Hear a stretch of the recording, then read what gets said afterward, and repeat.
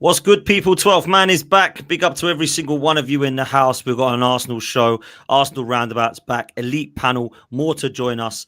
Transfer talk.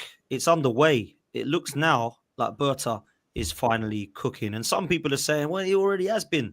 We've got 6 players. Well, actually, we've only announced 3. But it looks like 3 are very, very close to being announced as well. So hopefully we can start bringing you some news on that this week. Obviously, the tour is very much upon us, and we want to try and get these over the line so they can all fly out to Asia. So that's the dream scenario. Hopefully we aren't done even when the next 3 come in. There's a lot of rumors that there's going to be more work to be done, and I think Arsenal right now are all predicting a very good window. So I've titled this one Berta Cooking because it looks like he finally is, and it doesn't look like he's cooking salmonella like Edu did for us at times. It looks like he's trying to get some serious talent in. Is this going to be an 8 or a 9 out of 10 window? Because a lot of the people believe that last summer was an 8 out of 10 window when Sterling come through the door.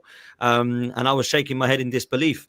This is definitely looking like it could shape up for something more towards that if these players do come in. We have got Lee Gunner that's going to join as well as Kenny Ken. They're on their way over from Jez's channel, so they're going to be coming and jumping in as well. But I have got Christian with me. I've got Brandon with me. I've got African Guna, and I've got D. And gents, it's always a pleasure talking to you. We're going to get into it. Hit the like, hit the subscribe. Make sure you're following Match Bingo in the live chat. Click on the live chat or in the description and get your cards for the Women's Euros, the pre-season, and of course, the season will then soon be amongst us. Big up to my guy, Don, for the raid. Absolute legend. Literally just dropped a show with him now on Hooks. So make sure you go chat up that one. Don Raid, all of Raiders, welcome. I know majority of you are Chelsea, so, keep it respectful in the chat. And big up to Luke as well, who is our newest YouTube member. We've got over 300 in here. Let's get the likes up. Let's hit subscribe. Make sure you're following every single one of these guys as well. I'm going to start with my guy, Christian, because it looks like we can both soon be doing this, my bro. Look, there's some rumors that it's stalling again. I mean, I don't really believe it, but rumors suggest that it's not quite as slick as we'd like. I just want it announced. I feel like it's going to, but until he is in a shirt, of course, we're always going to have these question marks. Talk to me about your feelings of this one. I know you and I are a big fan of it. We've been messaging saying that we believe this is the guy that we need ahead of the likes of Sesko and others. Viktor Gyökeres in an Arsenal shirt is something that excites me, man. So how are you going to be feeling, bruv? Same, exactly the same. It would definitely excite me. I've said he's the one I wanted all along. Isak would have been number 1. That obviously didn't look realistic until news coming out today that he might be going Liverpool. So yeah, there's a few questions there of why weren't we in the conversations for Isak if he is going to be available. But I guess we'll see over the next few days if he is available, he's not available. But yeah, look, Gyökeres for me is probably he scored the most goals in Europe's top 5 leagues over the past 2 seasons. In terms of if I was to rate him in strikers in Europe right now, I'd put Isak and Haaland at number 1 and 2, and then probably Gyökeres. But he hasn't done it in the Premier League. He's done it in Portugal. So there's always going to be a risk. There's always going to be questions. But he's still the player that I wanted. And I'm like you, man. I just want to see the, Ornstein confirming it's done, or I want to see the here we go. There is news tonight. I don't know who this guy is, but he's dropped something. Mozga, whatever his name is, Sankar. Breaking that it's done, and there's some rumors that it's done, but until I see the here we go from one of the official guys, then it's not fully done. But yeah, exciting, man. Definitely an exciting signing. I think a signing that we all would have taken. I think majority of Arsenal fans wanted him over Sesko just because of the fact he scores more goals, and he's done it on a more consistent basis. He's done it in the Champions League. He's done it against City, even against us. He impressed. And yeah, it just seems like a step in the right direction rather than looking at, someone young who might get there in 2, 3, 4, 5 years. Someone who's going to come potentially get us over the line this season when, like I said, I've been saying for the past few months, this is it for Arteta. If he doesn't do it this season, he's gone. And that's the bottom line of it. So hopefully Gyökeres is the guy that can save his job, that can win us a major or win us a trophy. And just score us a lot of goals. Facts. Look, there's going to be a certain amount of pressure, Brandon, when he does come in because he's got to get more than Havertz is 14 and Marino's 9 and now Jesus' injury season have got him 10. So there's going to be some pressure on it. But I do believe with the amount of chances that he's going to get, if they can get those numbers, and I don't really rate any of those to the high level of a prolific number 9, Gyökeres has got to come in and actually, I believe, get us to the kind of next level of like 20 goals a Premier League season. That's what I'm looking at for him to do. Now, I'm not going to put too much pressure on him and expect him to be a Haaland type player, but I think that it's be realistic for him to be looking towards those kind of targets, numbers. Do you think this is enough to get fans excited that we finally got a prolific number 9? Because for me, as much as I do find it exciting, I'm not going to go overboard and start going mental at Mikel because for 5 years I've been wanting this, right? So it's 5 years too late. However, I do think it's an exceptional signing, and I am going to give Arteta and Berta praise together if it is both of them that's responsible for this one. How do you feel in it, bro? Yeah, similar boat to you, Dan. I've got to be honest. I kind of like, we've been waiting for this for 5 years. So to hear that we're going for a natural number 9, a goal scorer, somebody who's, proven it in terms of scoring goals, maybe not in the best of leagues, but, you can look at his goal record and it speaks for itself.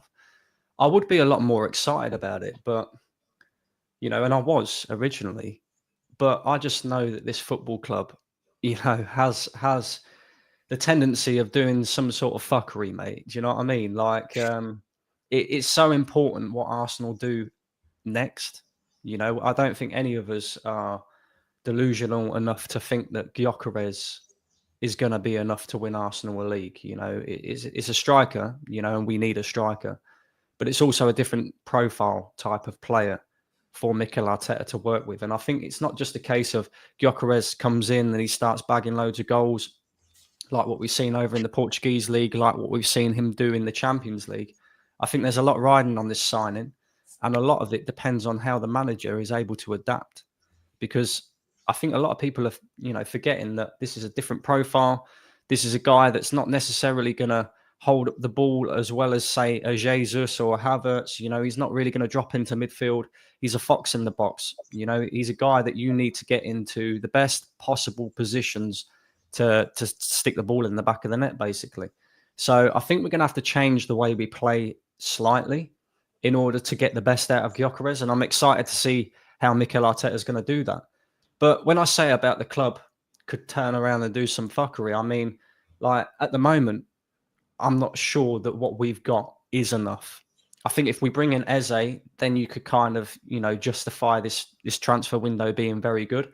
If we bring in Rodrigo, then it's an exceptional transfer window, on top of that. But what I would say is we've already seen Arsenal go and sign Madueke, which is somebody that nobody wanted. No Arsenal fan really sat there and thought, do you know what we need? We need Madueke. So I'm interested to see what Arsenal do once this one's over the line. If we go and get Eze, then well done to them. Fair play to them. But if we go back to Chelsea again and go and sign Nkunku or something like that, then, I'll be a little bit more sceptical about this whole transfer window as a whole. Don't mention any more Chelsea players, bro. Please. Bro, but this is the thing, with us, we have a tendency, we might go to Crystal Palace. I think the deal for Eze can quite easily be done. I think, if we offer maybe a Reece Nelson in that deal, how we like to do the Clowner thing, where we just kind of like offer money over a structured period of time, I think we'd have to do or come up with something like that. But what I don't want is Arsenal pivoting and going to a completely different player who's just not of the level. And, I'm still very, very skeptical about how this Madueke signing is going to affect our whole transfer window, because at the moment, people are saying he's going to be a backup. I don't think he will be. I think he will be our left wing position. I think in a way it makes sense. Obviously, once you get over the whole emotional side of it, where you're like, oh, we didn't want Madueke, he's not of the level. I think the one thing that you can say about Madueke is his best attributes is his dribbling. He takes on players. He's not afraid to do that. If he starts on our left-hand side, okay, his end product's not the greatest.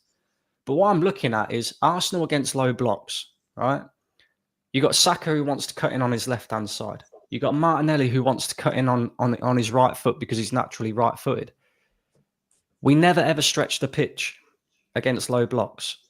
Now, if you've got all your players coming into central positions, it makes it easier for teams to defend against, right? Especially when they're trying to do that defensive transition hitters on the break. I think if you've got Madueke playing out on the left, although he might not be the greatest of players, he's naturally left-footed. He's naturally going to create width for Arsenal, which is what we're going to need if we've got a striker like Gyökeres in the box, because you've got to get him in the positions in and around the six-yard area where he can hurt the teams and score the goals that we need to score. Because let's be honest about it, he will get chances, but I think last season proved in some games, not all games, we didn't create as much as what I think Arsenal fans thought we had created. Do you know what I mean? Like, I have some stats from the 2 Newcastle games in particular over the 2 semi-finals. In one of the games, we created loads of chances. We just couldn't score. You know, we didn't have the killer in front of goal. In the second leg, however, we barely created anything, you know? So having someone like an Eze come in is going to help with that side of things, the creativity side of things. I just don't see us going and getting a Rodrigo. And let's be honest, we're talking about Newcastle potentially getting Isak. I think, to be honest with you, if they get Isak, it's a long day for everyone. I've got to be honest with that.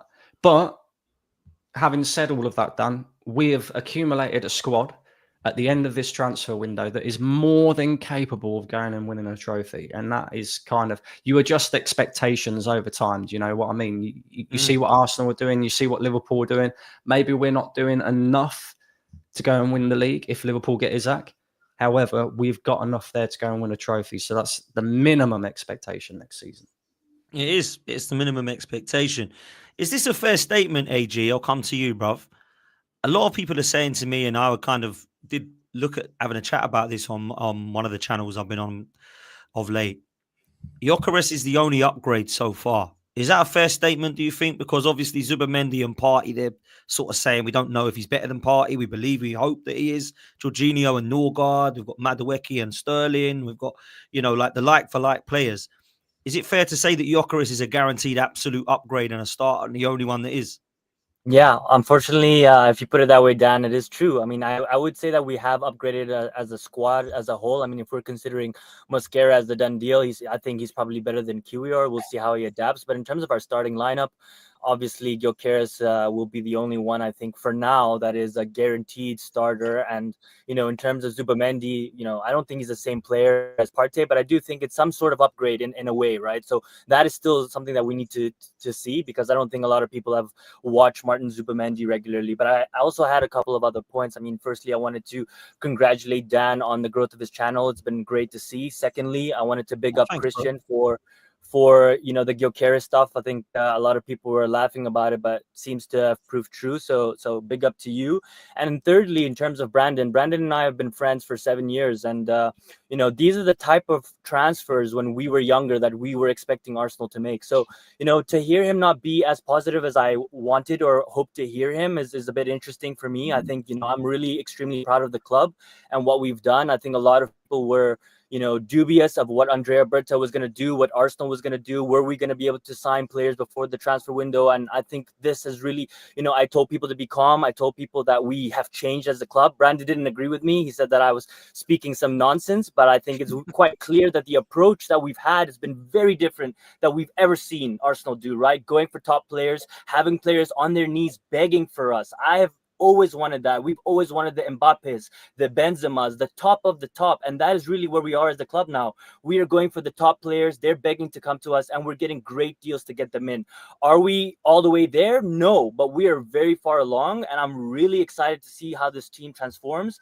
In terms of Gyökeres, I mean, I was always happy to have either of the two. Personally, I was protecting myself because I never thought that my club would actually get the player that was proven. We're usually the team that always gets the B-tier player, hoping they're going to turn into that superstar striker. And in my opinion, I think Gyökeres is the superstar striker. I think he's completely different than what we have, which is great because we have too much of this, rigidness in our team. We need to move faster, and we need to have really dangerous players that can just finish one chance. And we know Havertz isn't that player. And for me, Gyökeres is that guy who's just going to be in and around the box, sniffing any goal, anything. Kind of like a Giroud type, but a little bit more classy in my opinion.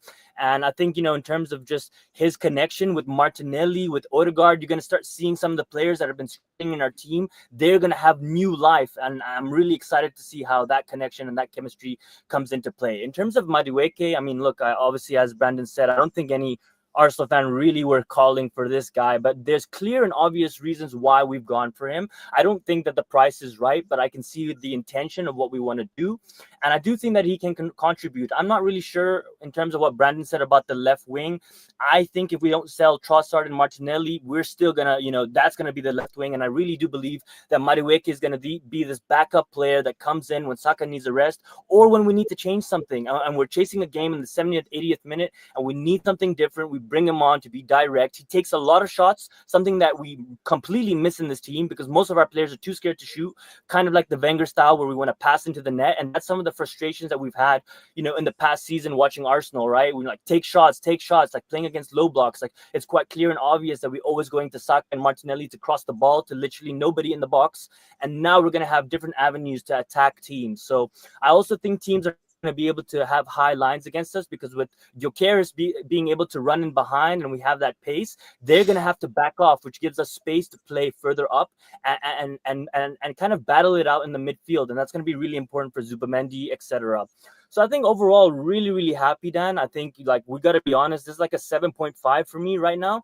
If you add Eze, is really above that. I mean, come on, Brandon. 6 signings, all of them are top signings in my opinion. They're great players. They're above average. I'm really excited to see what we can do. Of course, at the end of the day, we got to win a trophy. And as Christian said, is Gyökeres going to save Arteta's job? That's why we're paying the big bucks. That's why we're taking these risks, and hopefully it pays off. So can I just ask? You said 7.5 out of 10, right? Based on what exactly? Considering in your opening statement, you said that Gyökeres was the only upgrade.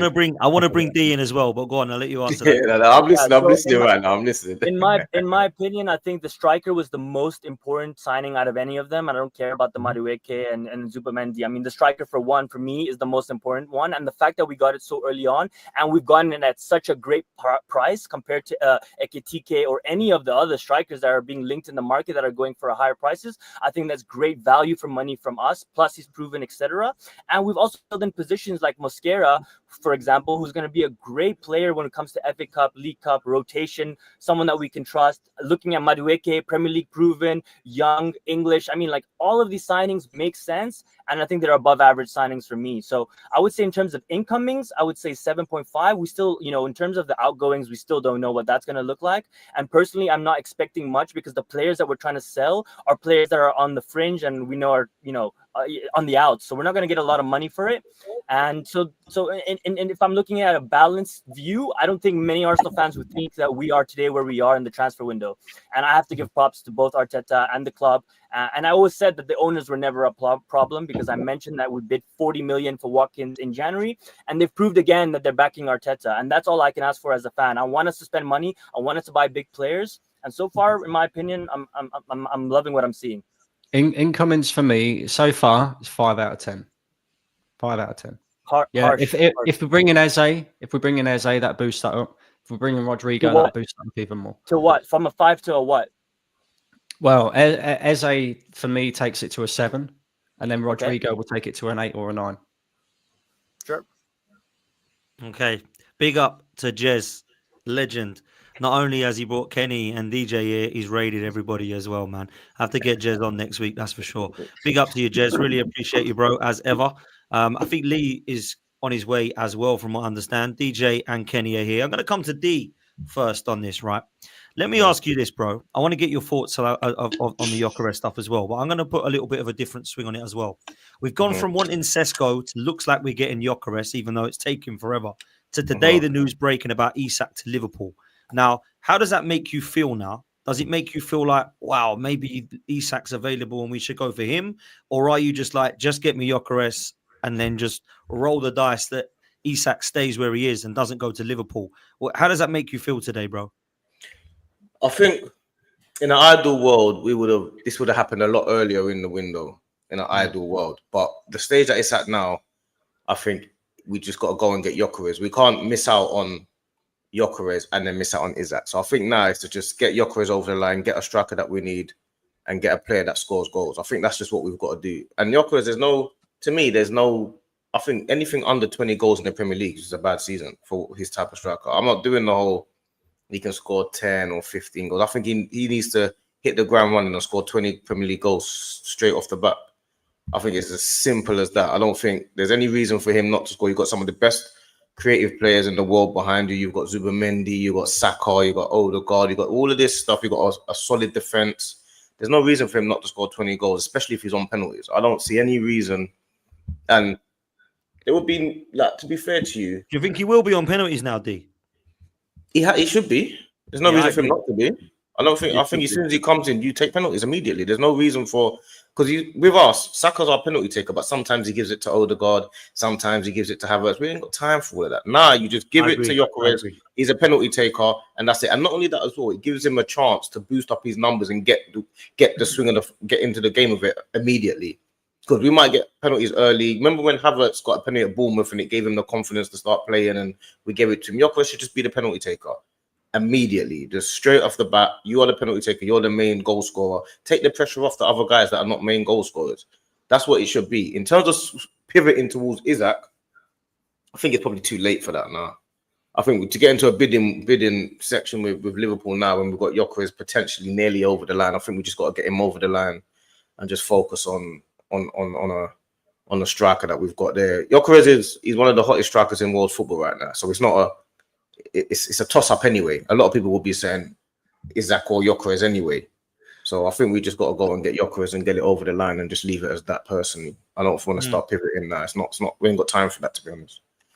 This is going to get interesting now. So we've got Kenny, DJ, and Lee that have joined, right? And Brandon and AG were literally just going back and forth about the rating of the window so far. Now, I find it quite hard to rate windows anyway. I mean, this fan base have told me that it was 8 out of 10 last window when we got Sterling. So it's quite hard at the moment to actually give it a rating. But I'll let the three of you come in at any point. I mean, Brandon says he's giving it a 5 at the moment. African Guna says he's giving it a 7.5 because he's happy with the 6 players that are coming in. I don't know what you three want to come in on that. I'll start, and I'm gonna just be the most boringest person ever. 0 out of 10. You know why it's 0 out of 10? Because we haven't kicked a ball yet. You wait till May before you judge windows. You don't just do it now. What if the guy gets injured, and he God forbid he has a cruciate? What happens to you at 10 out of 10 window? You know, let's wait until the end of the season, where the player that Zubamendi gets up the pitch and we play a better tempo of football. That Gyökeres, if he comes, gets the goals required, not just for the team but individually, to prove that he is the hottest striker in Europe. Let's wait for. We know when we're getting Norgard. Let's see if Norgard plays enough games. And helps us, win games and as a few, maybe 20 or 30 games for us to judge the signing. And we have to wait until May because it's easy to talk about a great window. I've seen many teams sign big names, and look what happens. Season afterwards, they don't win anything. Look at Real Madrid. They signed Mbappe. What happened last season? Didn't win anything. So you have to wait till May before you can judge on whether these guys are good signings. The biggest sort of indicators, if we win something big next season, that's when we know that these signings will be successful. And then we look at their individual, stats, if that's what you like to do. But I think right now, we're very excited, but let's not forget, we've got to be cautious as well with signings because you don't know how they're going to fit into the way you play. That's really interesting, man. DJ, go on, bruv. It's hard to judge, isn't it? Because let's be honest, I'd say about a 4 out of 10, and that's not me being negative. That's me just looking at as it is now. Because the only player that's coming in that you can say is an absolute massive upgrade, as it stands now, is Gyökeres on Havertz. Zubamendi is a replacement for Jorginho because he ain't nowhere near the guy that's left the club, whose name we won't mention, but he ain't better than him. He's, you know what I mean? So He's only a like for Jorginho. You can't say Norgard is going to come in for the midfield and set the place alight. How many Arsenal players would have him on your list at the start of the season to be joining the club? So the only actual upgrade that you can actually look at, if we was to start now against Man United, the only upgrade that we've got, if he comes in, is Gyökeres. And that's on Havertz. Madueke, no one wants him. So he's not an upgrade. Is he an upgrade on Martinelli? Not really. Is he an upgrade on Trossard? Not really. So how can you give it 7s and 8s out of 10s when it's only one player that you can actually identify that's an out-and-out upgrade on what we've got? I don't see how. If you'd have given me Rodrigo, Eze, Gyökeres, yeah, and someone like a Gibbs White or a Rodgers in midfield as an attacking midfield player, then I might up the kind of and say, oh, yeah, that's quite impressive because we've upgraded on this one and we've upgraded on that one and we've improved on Martinelli, we've improved in our midfield, we've got a challenge now for Odegaard in our number 10 role. But at the moment, if you look at it on paper, as we stand right now, there's only one player that's identified as an out-and-out upgrade on our team, and that is Gyökeres. Well, as much as I agree, that's actually what I said earlier. To be fair, DJ, before I bring Lee in, I want to come to Christian and then back to AG again. What would you rate it, Christian? Real talk, like at the moment. I made a video yesterday. I said 6 out of 10, and a lot of people in the comments, a lot of people messaging me were saying, "How can you say it's just a 6? We signed one of the best strikers in Europe." Blah blah blah. I might even be convinced to go lower. Because DJ is right. I think True Gunners TV said it as well. And Kenny just said it. It's just one player that is a clear out-and-out upgrade. Kepa doesn't excite me. Norgard, I think, is a decent player, but no real excitement. Mosquera, I have no idea how good he's going to be. I've seen some compilations. I'm sure Lee can talk on Mosquera because he watches that league. Looks like a good, promising player. They said there was bids from Serie A and all this stuff, but doesn't excite me. Madueke doesn't excite me at all. So, yeah, we're doing business. And I think we're cooking in the transfer market. And I like what Berta's doing. But I think you can also say two things at once. I think you can say we're doing good business. And it's been different as an Arsenal fan. We're not used to this. Mid-July and we've signed 6 players. Like, we're not used to this at all. I'm used to getting to the end of the window and then we sign Petr Cech or we signed Sterling on fucking deadline. Do you know what I mean? Like, that's what I'm used to as an Arsenal fan. Just bullshit. So at least it hasn't been bullshit. At least we're identifying targets, going and getting them. But I agree with some of the guys in terms of out-and-out upgrades on what we need and what we have already. There's only one. I'm not overly convinced on Zubimendi, although from what I hear, I hope he's the player that people are talking about. I need to see him in an Arsenal shirt first. I'm excited about, like I said, I'm excited about Gyökeres. So yeah, for me, I said 6, but maybe 5.5. Do you know what's funny as well? Do you know what else can affect the rating of the transfer window?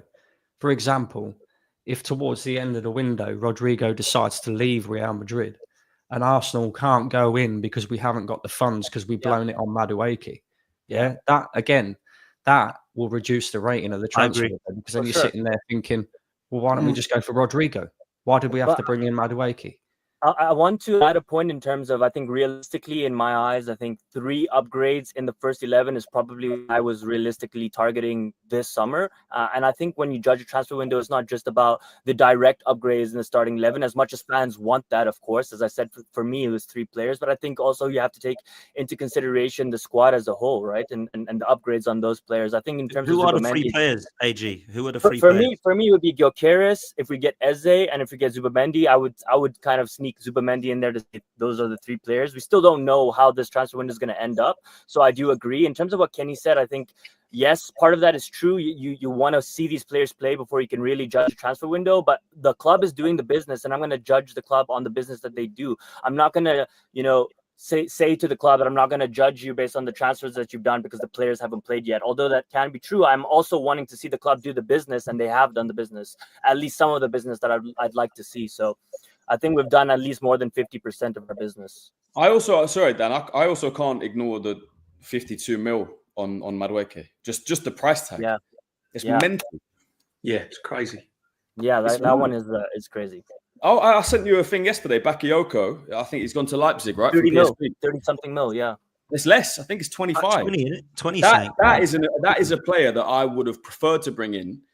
That, you know, there's more excitement. There's more.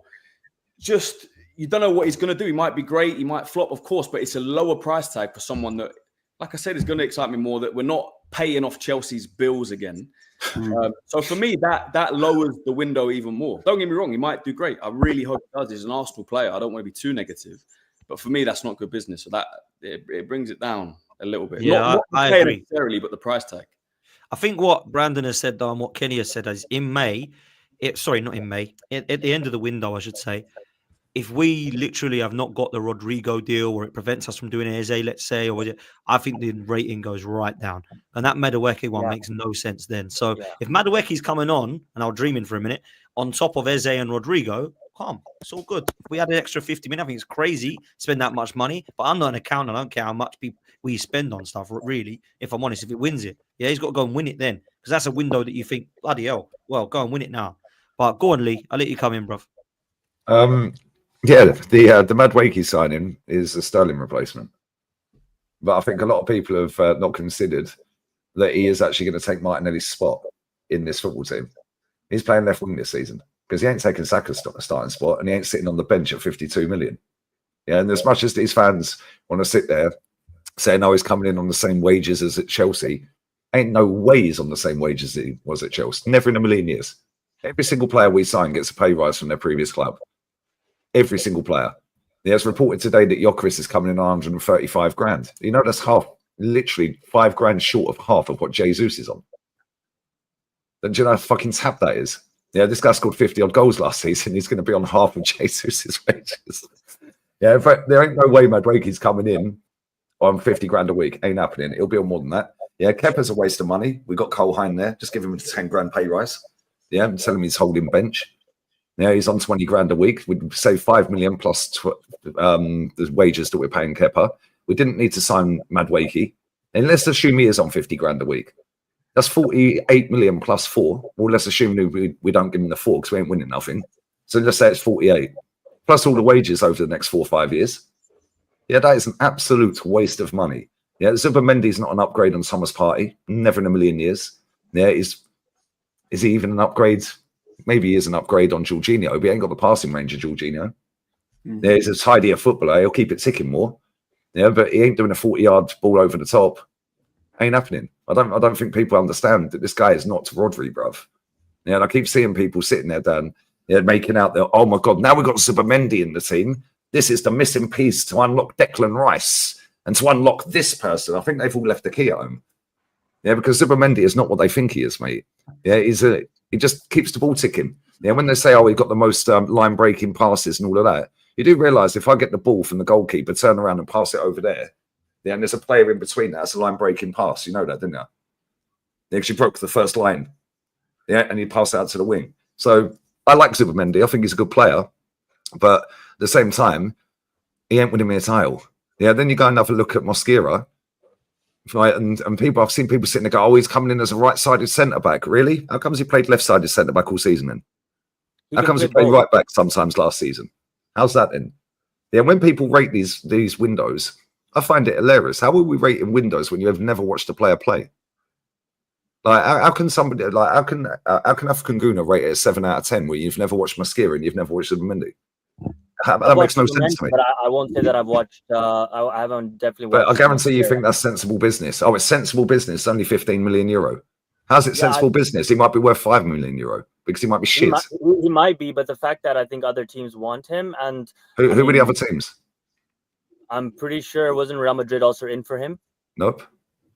Okay, I'm pretty sure there were other teams in for him. We're not the only. There was one team apparently in Serie A that Fabrizio put out, and every time he puts out, oh, there was a team in Serie A. Yeah, he never names the team. So I quote his tweet every time and say, name the club. Who would you have signed instead of Mosquera that you think you would have been happy with as a good deal? Well, we could have gone and bought Huijsen. But he was 50 million. That's like well, if we'd say 50 million, yeah, it was FC Como, was it? There you go. It was FC Como that wanted Mosquera. So we could have saved the money on Madueke and gone and bought Dean Huijsen. Could have bought him, couldn't we? We couldn't have. Yeah, if we were acting like a massive football club, like everyone keeps telling me we are, yeah, then why didn't we go and buy his partner who's going to PSG? Can't remember the guy's name. Zabari. I think he's Well, going if you can't PSG. remember his name, he's clearly not good enough. Zabani, that's it. Yeah, he's going PSG. So why didn't we go and buy him? Yeah, why didn't, there's loads of players we could have brought. Yeah, Madueke at 50 million is crazy business. We could have gone and got Alex Baena for that and still had change. Yeah, and he can play in the 10, he can play on the right, and he can play on the left. Yeah, we could have gone and got Conceição for 30 million euro. Yeah, this window's been all right in terms of the way we've gone out and got business done quickly. Yeah, but in terms of what we're looking at with what we've brought in, I'm looking at it going, well, we got to get rid of players, mate. Because we got rid of Partey's gone. Yeah. Yeah, and Zubimendi's not better than him, so we've gone backwards there. Right, Jorginho's left, and not. Partey, though. Say again.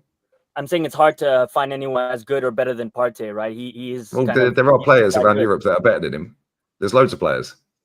They're as good as him, or could potentially be as good as him, and walk straight in and are better than what we're signing. And that's not a diss at Zubimendi, because I like him as a player. Absolutely. If the manager but at the same time, if the manager rates a player and wants a player that badly, you know, Madueke, the manager rated Raheem Sterling, mate. I don't think the manager rated Raheem Sterling. I think he misused. Well, he rated Jorginho. He rates 29. He rates every single player that we buy because they all come out and say, "Oh, Arteta was crucial in the deal."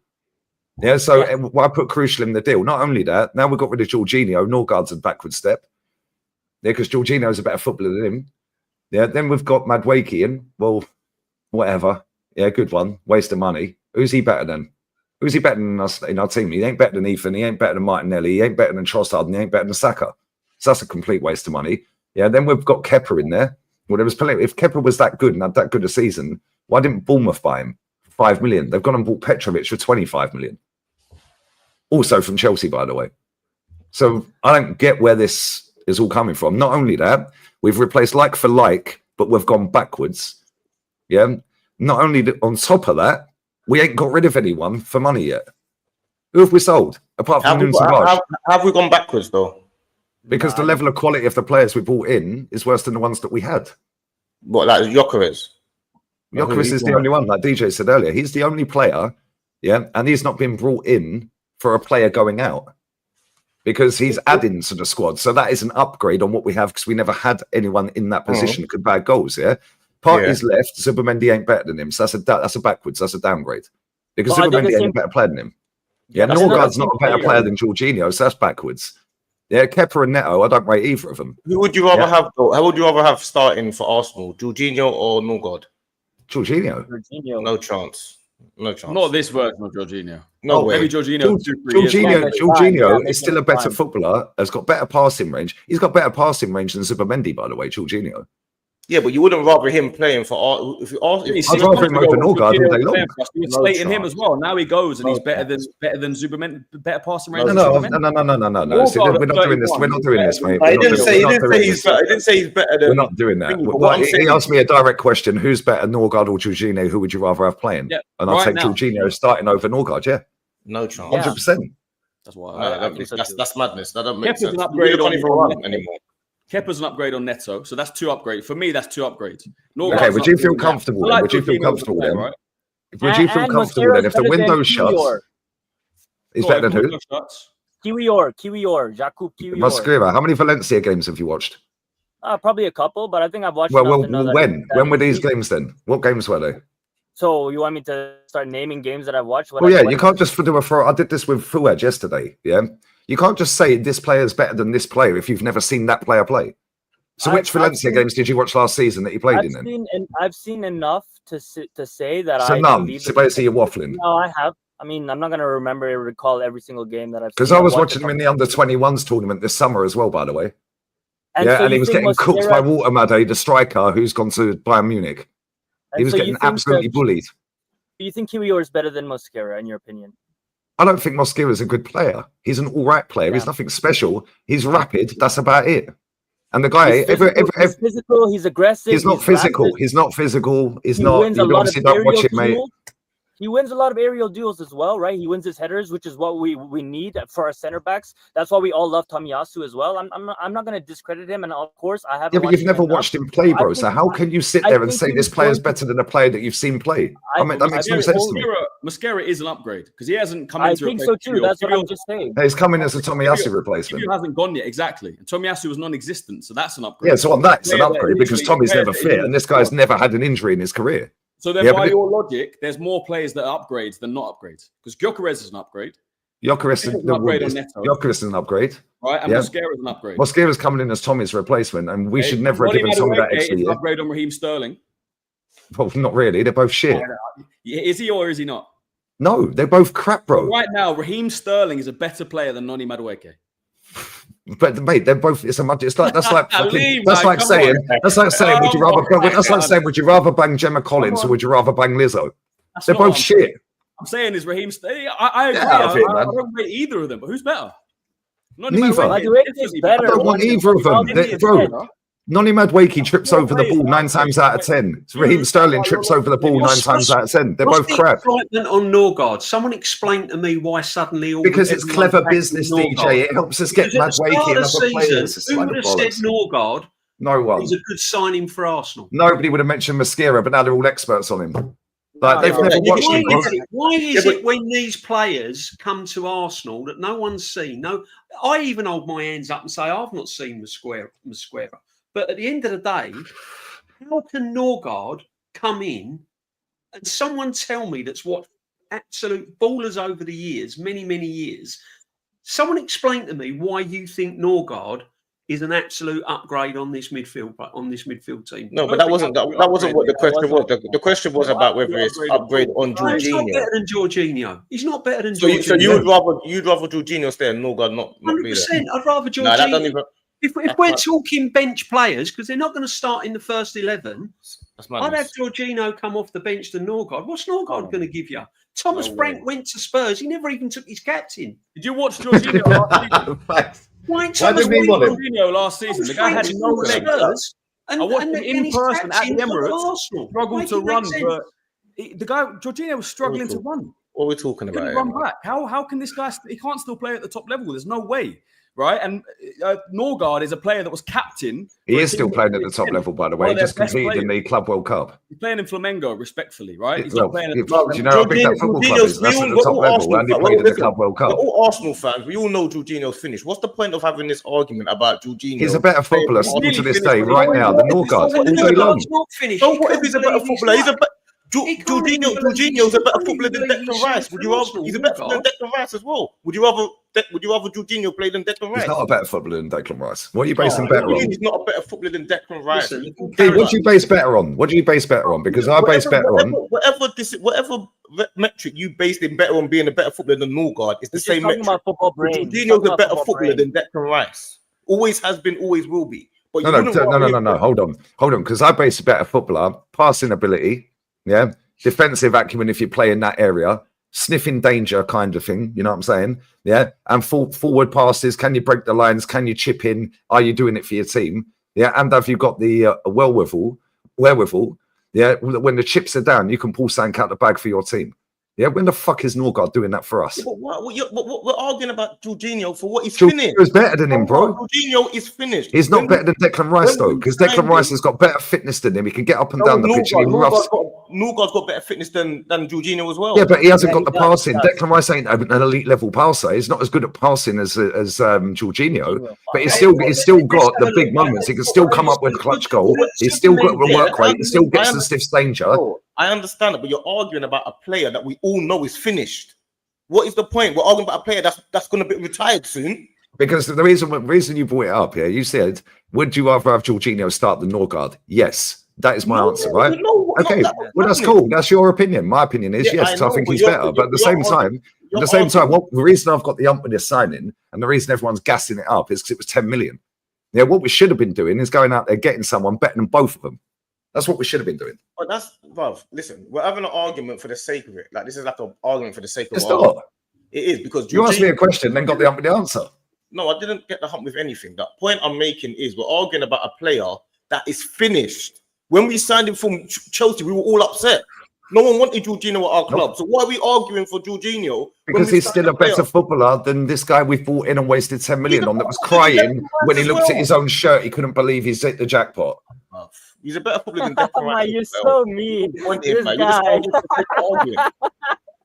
It's true though. He started Can I crying ask when you you see his shirt. What's he crying for? Yeah, I know. Can I ask a good joke. question? I love that. That was Can I ask funny. a question? Because this will determine, whether the players that we've brought in that are backups, are of the level that people can trust. So let's say the transfer window slams shut tomorrow. David Raya gets injured. Are you comfortable with Kepa being in goal for 2 months? More so than Neto, yeah. Okay. So let's say if Zubamendi doesn't come in and hit the ground running because it's a new league, he has to get used to the pace. It's more physical in the Premier League. And then we have to play Norgard for, I don't know. Are you comfortable with that? More so than Jorginho, yes. No guy doesn't even necessarily have to play. You could drop Declan Rice to the 6th. No, let him finish his questions. I'm just asking because I want to. But would you rather Neto and Jorginho playing instead of Norgard and Kepa? No. That's not what I'm saying. What I'm But saying. I'm asking you, which one would you rather? Eh? I'm asking you, which one would you rather? Which two players would you rather playing? Which one would I rather? Yeah, would you rather Neto and Jorginho playing, or would you rather Norgard and Kepa? He knows the answer, D. He just doesn't want to say. No, it. let him answer. Negativity for no reason. Yeah, but let him answer. No. Hang on. Because it will determine whether it's an upgrade or not. Because that was the whole point. It's irrelevant to the point that I'm trying to make. If he knew the answer, he'd answer it straight away. It's irrelevant to the point that I'm trying to make. The point I'm trying to make is Arsenal are supposed to be trying to win a major trophy, right? Yeah. So if these backup players have to play minutes for Arsenal, are you comfortable with them playing, knowing that the pressure that we've got on the manager this season and the pressure that's there to deliver, that they can actually go out and do that for us? Or what I'm basing it on is what Lee's saying. Lee's saying, right? Yeah. Go and upgrade on the players that are already in the first 11, then they become. That ain't what Lee's saying. That's not what Lee's saying. You're That's what I'm saying. Go and buy Berta and bench the players that are starting, because now what Definitely. we've done is we've downgraded on some of these players that have left this club, and they're not going to take the first team players' spots, and these first team players can't win shit. So now we've gone backwards with the bench. So we should be buying players that start, and then the starters become bench, and we've leveled up. This is what. But that's not. Wait, one sec, bro. But that's not that's not the conversation. Everybody wants to upgrade the first team and make our first team bench players. That's basic. But so how many of these players are we signing then? Are walking straight into our first team? Gyökeres, maybe, because apparently 29 is still going to be starting. So I don't think so. Some of these players, right? There's no guarantee that they're going to be bench players. I think people are forgetting that we've got about 6 players that come off the back of last season with massive injuries that required surgery. Yeah, Havertz, Odegaard, Saka, Gabriel, for example. There's no guarantee that all these players are going to come back and hit the ground running again. All right, Brandon, so some of these players that are depth players may have to be used sooner rather than later. You guys, let me pose this to you in a different way, right?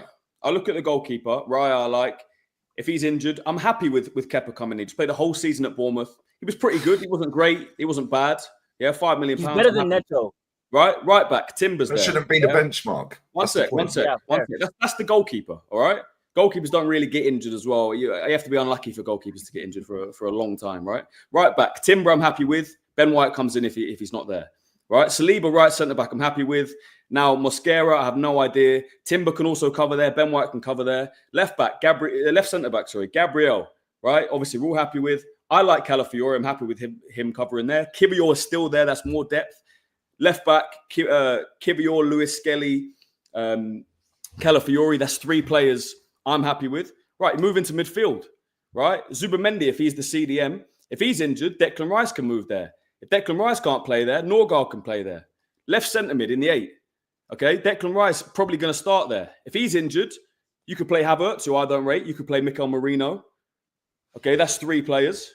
Then in the 10, we got problems because Odegaard, Arteta doesn't trust Nwaneri in the 10, so we need to sign someone there. Eze needs to come in. I don't know if Madueke is maybe going to play in the 10 behind him. We've got problems in that position for me. On the right, we've now got 3. You got Saka, you got Ethan, you got Madueke. I like Ethan. I'm not a fan of Madueke, like I said. Up top, I think we still got a problem because Gyökeres gets injured. Havertz comes in. Jesus, That's a massive drop off. Jesus Jesus probably is isn't going to be coming fit till January. Yeah, and then but on the left, just to finish off on the left, Martinelli, I like. Can we upgrade? Absolutely, we can. If we bring in Eze or Rodrigo, it's an upgrade. So if you bring one of them in, and then you have Martinelli behind him, we don't know what's happening with Trossard. Whilst that's all good, you've put some of these players in 3 positions. As soon as Because they're they injured, can't that's play 3 in positions. 2 or 3 That's 3 positions out. No, so but as soon they as can't one player play in gets 2 or 3 injured, they can. But as soon as one player gets injured, like a Timber that can play 2 or 3 positions, you've now not got cover in 2 or 3 positions. Now you've got to drop down the level even further. And that's the Timber, point. you played him in 2 positions. I played him right back and right centre back. Yeah, but you've put some of these players in 2 or 3 positions. So as soon as you lose that player and they're injured, you're going with your backup, but now you've lost that player in the other 2 positions. Yeah, you can't It's always backup. have 3 So now the players. downgrade. I don't think people realise how fucked we are this season. I genuinely don't. We would have been, and I agreed with you. But 2-3 months ago, I agreed with you, and I said we got mad work to do.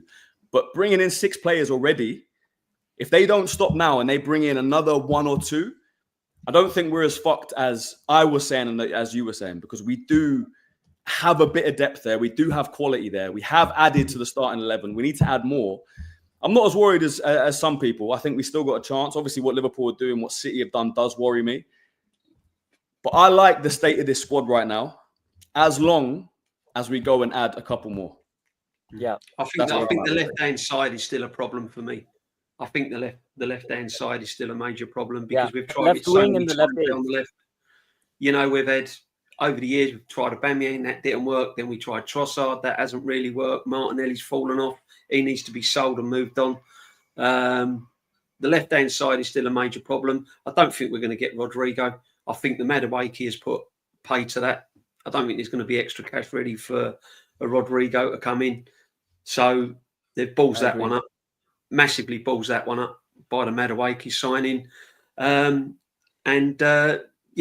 mean, there's still problems. If people think that one signing in Gyökeres is suddenly going to wave a magic wand and get us to the promised land with this football club, then I think you've got to look beyond that. We've got a young man at left back who's a midfield player. I mean, Christian just said, "Oh, Calafiori can play at left back," and so on. We'll stick him at left back then and put Skelly in the midfield. And instead of playing Norgard, put Skelly in his right position. Put him in midfield. Then you've got your Rodgers. Then you've got your Morgan Gibbs-White. You've saved money. Then you've got your attacking flair off of Skelly in midfield. But he's a defensive midfielder, though. Skelly's not a defender. Skelly's a midfield player. He's a defensive midfielder. He's not Skelly's an 8. Skelly's a number 8. Doesn't play attacking midfield. He doesn't play like. He's a number 8. Skelly could be. He's kind of like Declan Rice. Skelly could be an effective midfield player if you take him from left back. He's not a left back either, though, is he? And he played left back last season. He's playing well left back. Why would you move a player playing well? Why would you put him in that position in the first place when we're short in? We've got no creativity in midfield at all, by the way. Sorry, DJ. Go on. There is no creativity in midfield. This is what I'm saying. So you're talking about bringing Norgard in. He's not the creative player that's going to supply Gyökeres. no. Marino ain't the creative player that's going to supply Gyökeres. So we still need that creativity in midfield. Agree. People are saying bring Eze in and put him on left wing. Well, any Palace player will tell you that when Eze plays left wing, he's not effective. That's not his position. Eze's position, I believe, should be in a 10. Is he going to have the balls to drop his captain? No, he's not. But he should do. I must admit, I do agree. I don't think Eze on the wing is the answer. Personally, I Eze should be playing in a 10. If he comes in, he's a Palace fan. And he says, absolutely, do not put him on the left, man. He's like, look, I don't really care if he goes Arsenal because I think it's his move and I think he probably will go. He's like, if you put him on the left, you'll learn very quickly you haven't got a good player.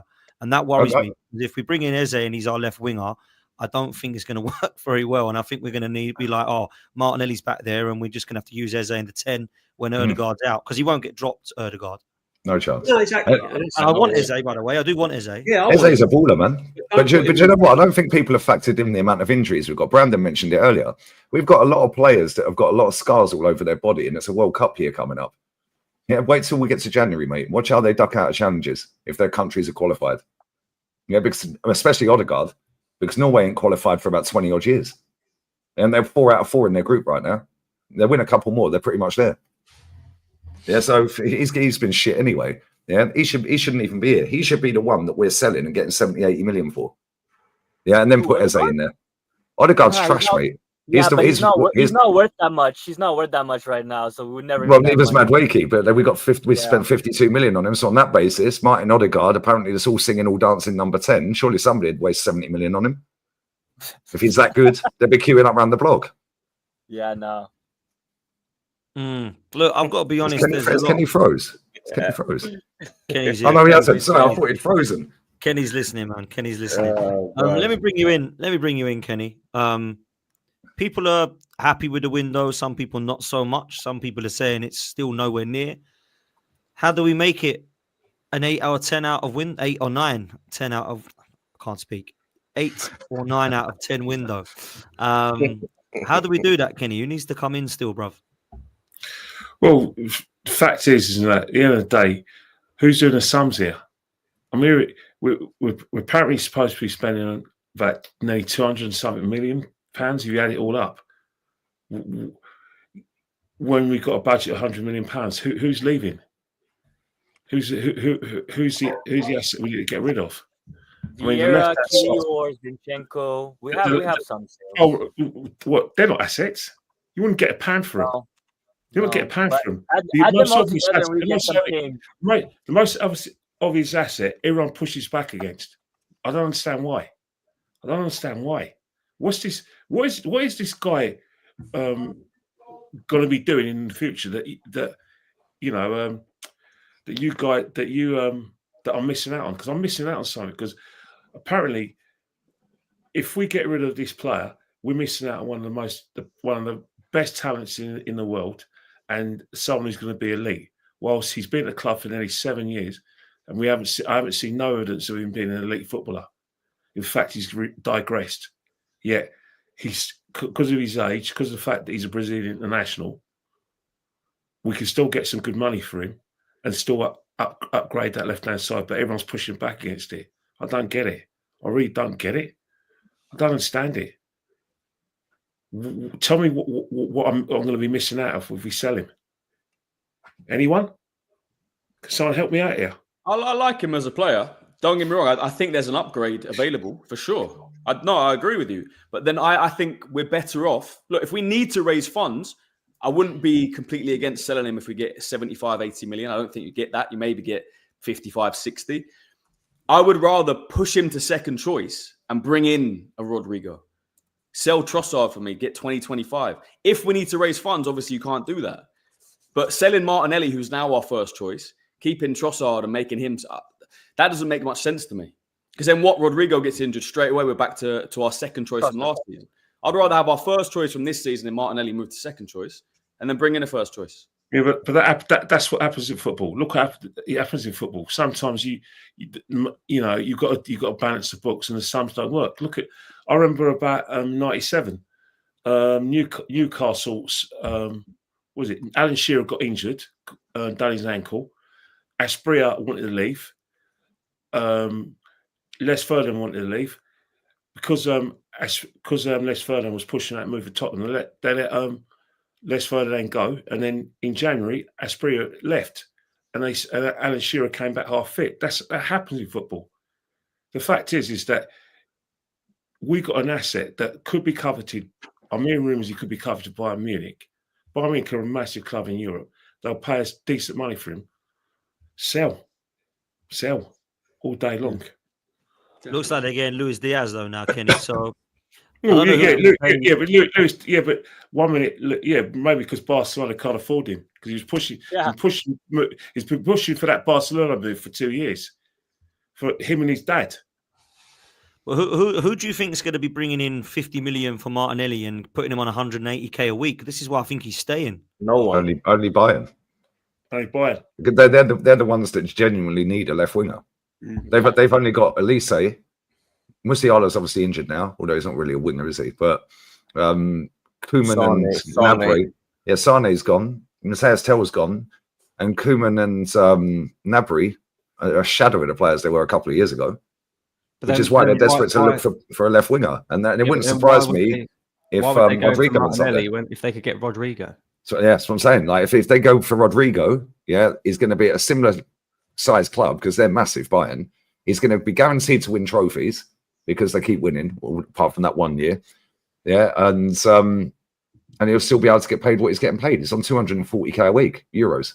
So about All right, what, let me 200 ask grand this a week in question. pounds. Let me ask this interesting But question. Martinelli could go there for that sort of money, 60 mil.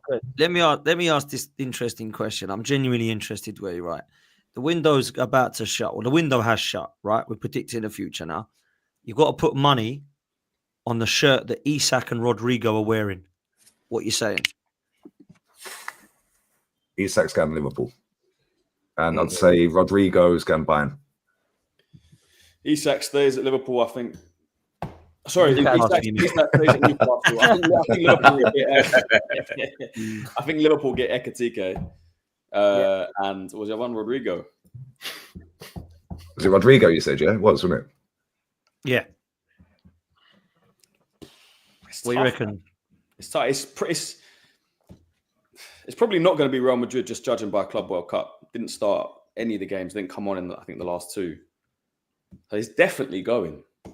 Maybe Saudi, you know. Maybe they come in with a big bid. No Yeah, chance. he already Not- said no. He He already said I no. think He's only Isak 24. He stays- ain't going Saudi, man. I think Isak already said stays no. at Newcastle. Yeah, And I think if Liverpool sell Diaz to Bayern, I think Liverpool could go for Rodrigo, you know. Chelsea. Ooh. I'm more with you. I'm more on that, Brandon. I'm with you on that one. See why me and Brandon are friends? I heard Liverpool might be in for Mateta if they can't get Isak. That would be hilarious. Hey, He's don't a good player. He's a good player, though. He's a good player, but I mean, does he start for them every week? Yeah, he does. He does. I agree with Brandon. I think what you're Isak saying, stays at definitely. Newcastle and probably Liverpool, if they sell Luis Diaz, they probably get Rodrigo. Yeah, I think Isak doesn't leave. I think he stays. I think the Madueke deal, like Brandon said, like I think everybody said that 50 million is just that was Rodrigo money, right? So I don't see us. I don't. But maybe we got told that we ain't getting it. Maybe he said fuck off. That's why we did it. Maybe. Yeah, Yeah, one thing about the Madueke deal, it's got two sets of fingerprints on it, and one of them's Berta's. Don't think he ain't got his paws on it. I know he's the Angel Gabriel of sporting directors, but let's not forget.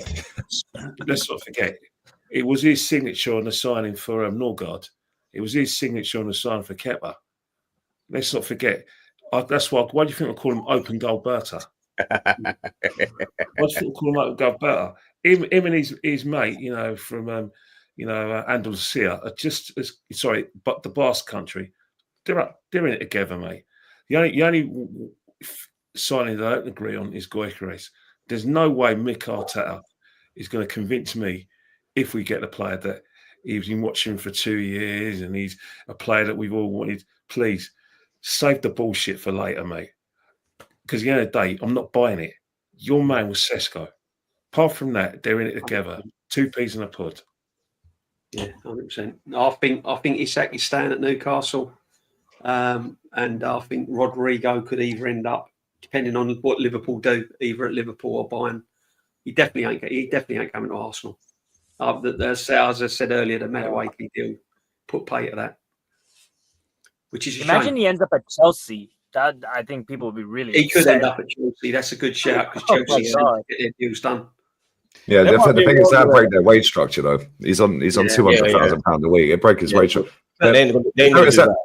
They could end up going for Chelsea could potentially end up going for what's his name? Not Chelsea, Liverpool. If they don't get Isak, they could end up with Sesko. Yeah, Because that's all gone a bit quiet, isn't it? and Klopp was pushing for that too. He's apparently has some hand in the negotiations, right? So I think it's going to be really interesting who the 9 is that Liverpool get. And Newcastle, like, I've got to be real, they're in a bit of a crap situation there now. Because it's like, do you want Liverpool have just played chess. It's like the best chess move ever. It's like, we're going to go for your striker or we're going to take the one that you want. target. And he will go Liverpool. Like, that's awful. That's like so bad. It's like, that is horrific. Do we know that Newcastle need to sell to buy? They don't need to sell. No. I think they're in a good position. So, yeah, it might sound like a good chess move, but they might say, well, you're not having Isak. And if Ekitike wants to join them, he likes the project, wants to play alongside Isak, they can promise that. They could have all two. They might end up getting both. So I see what you're saying. If Liverpool end up getting one of them, then maybe it was a good chess move. If Liverpool end up with some of the other names we just mentioned, then it's going to backfire. So yeah, I This guess this window's been mad so far, though, isn't it? So look at some of the players that have like gone.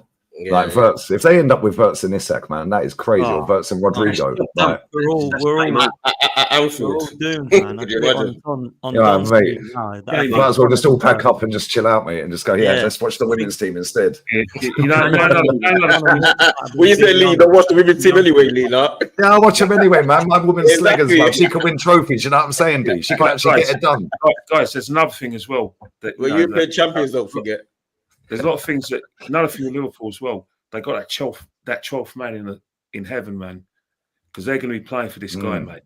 Yeah, Which definitely. means from an emotional point of view, they're going to be hard to beat as well, just because they're playing in this guy's memory. Well, if they get Isak and Verts on top of what they've got, and they look to do the business. I said it on Don's stream earlier. I think Don and Hooks might have been too young for it, but do you remember Dad's Army? We're all doomed. We're all doomed. Doomed, I tell you. That is basically what everybody is, and I'm talking City, Chelsea, Arsenal. We're all doomed, and it's a fight for second, in my opinion. So let's hope that don't happen. Look, I've got to do some of these super chats before I come to the last question. Stephen, big up to you. Says, big up Dan Potts, Madueke, Kepa, Norgard, and Zubamendi. Arsenal and no way near a 9 out of 10 window. What's your thoughts on Liverpool's move to Isak? I think we've proven that we're all doomed if it happens. Gyökeres is a done deal, but the window has only been upgraded to a 6 out of 10, says Netweed. Stephen also says, knowing Arsenal will cock up the Gyökeres deal and sign Jackson from Chelsea. It is the history of the Arsenal. Apparently, Man United will link with him today, which is hilarious, by the way. Yeah, Netflix says we don't need no fraudzinho cringe. We go Gyökeres done. Shaitanya says top left wingers are in high demand and the market is limited. I agree with this.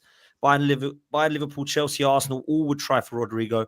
You've got to bag him in Eze ASAP, move fast. I actually agree with this. I think Arsenal should go in for these players, whether he chooses us. I'll be disappointed if we don't show the ambition to at least go and try and get him. Maka says, clearly don't watch Gyökeres. He'll get found out. Well, Big Steve agrees. Earlier on, he was on my show saying that he thinks Gyökeres is going to get found out. I hope he's wrong. Sure, Maka City found out good and Primera twice. Oh, what's happening there? Steven says 7.5 out of 10 window. My God, no wonder we don't win anything. Biggest problem with the Arsenal is the fan base. Ola also says, I think Arsenal found an excellent window and are favourites for the league title. All they needed was a striker. They got that now. 8 out of 10. Gyökeres is the third most prolific goal scorer in Europe. Well, we've got to go and win the league then, if that's what you think, bro. Stephen also says it's a 1 out of 10 so far, and that's with Zubamendi. Gyökeres still has not been announced, which is crazy, to be fair. Abdullah says we wanted a top striker. We're after the hottest striker on the market. We wanted a left forward and Ødegaard cover. We're after Eze.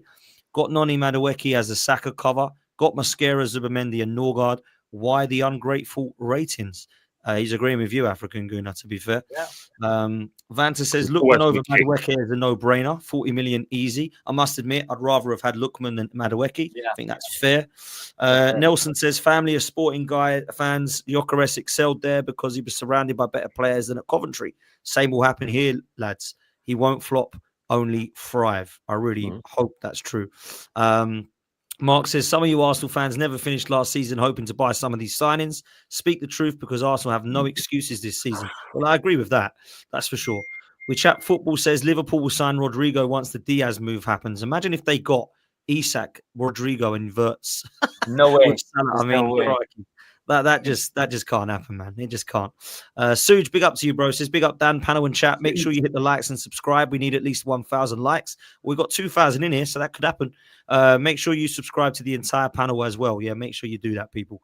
And Dinesh says, good evening. Why would Isak not go to Liverpool? Who has a better chance of winning the Premier League and the Champions League next season? I've got to be honest, Liverpool, well, they've got evidence that they can win those things, and we've struggled to do that in the last couple of decades. Look, let's be real. The window's not open. There's still a long way to go. And if I'm honest with you, I don't think that just goes for Arsenal, Liverpool. We've spoken about Chelsea, Newcastle. We're going to have to act. Looking at Manchester United and Spurs as not really competing, but they've got a lot of work to do. You know, Liverpool are looking. Oh, I'm getting an echo here. I don't know whose computer that is. Has that stopped? That's stopped now. So look, I've got to be honest. There's still a long way to go. I want to ask the panel this seriously because a lot of people are talking about the window and rating it. I think I'm with Kenny. It's very hard to rate it, right? If we bring in the players that we've brought in already on top of the likes of the three we think are coming in, which is Madueke, Mosquera, and Gyökeres. If we bring in Eze and Rodrigo on top of that, I really don't think anyone can complain with that window. Like, I really don't. And that for me is then over to the manager to go and win trophies with it. Because that team, I think, is good enough to win a trophy as it is now. And it hasn't yet. But it should go and win a major if we bring them in. So I wanted to get your thoughts on that. Christian, I'll start with you, bro. I agree. I literally said exactly the same in a video that I made yesterday. For me, it's a 6 out of 10 now. Like I said, maybe I'll go down a little bit just because of Madueke and some players that haven't really proved themselves. But yeah, bringing Eze, it goes up. If you want to put a number on it, probably goes up to a 7 or 7.5. And then Rodrigo, for me, is one of the most sought after on the market. There's going to be other teams going for him. But we have seen players come out in recent years and want to join us. Declan Rice, there was other teams going for him. He wanted to join us. Zubamendi, loads of teams going for him. It had his pick in Europe, essentially. Wanted to join us. Gyökeres, big teams going after him. One of the most sought after strikers in Europe. Wanted to join us. He played against us last season. Yeah, we smashed them 5-1. He saw what this team can do. Yeah, we played against Rodrigo last season. That was 5-1 in aggregate as well. Hopefully he's seen what this team can do. So look, to answer your question, bringing Eze and Rodrigo, it's still not a 10 because I don't like the signing of Madueke. But Madueke then goes down the pecking order. I still can't get over the fact that it's 52 mil. But yeah, if we bring in Eze and Rodrigo, it's a 9 out of 10. 47 million base, Christian. That and the add-on is like 3 million. Same thing. Come on. That's crazy. I know.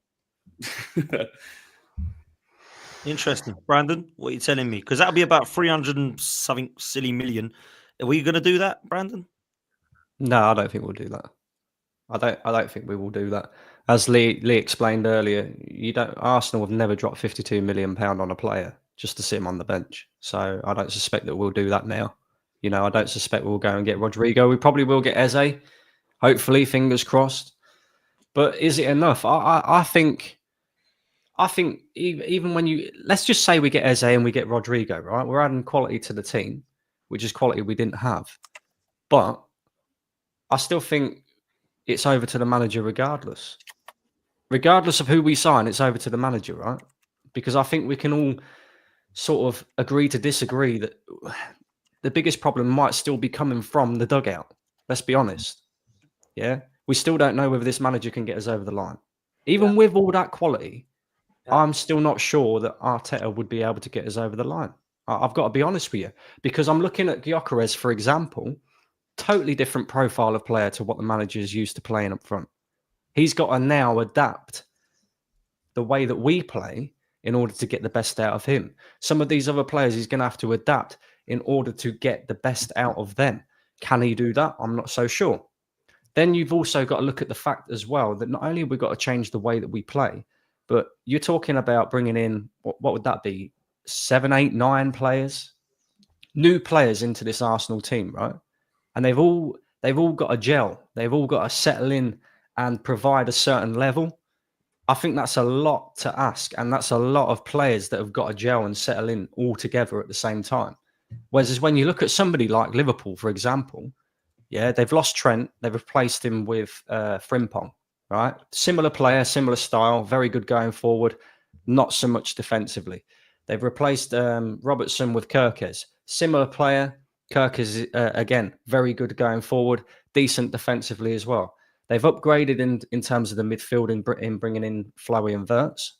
You know, so a lot of their signings have been improvements to their starting 11. They're not going to have to change the way that they play in order to accommodate these players. Liverpool can play the same way they played last season. They've just got better quality. Whereas as Arsenal, I think there's a lot to do in terms of we have to change the way we play to accommodate these players and also hope that they all gel in as well. You know, and it's very important. We see this in the top sides now.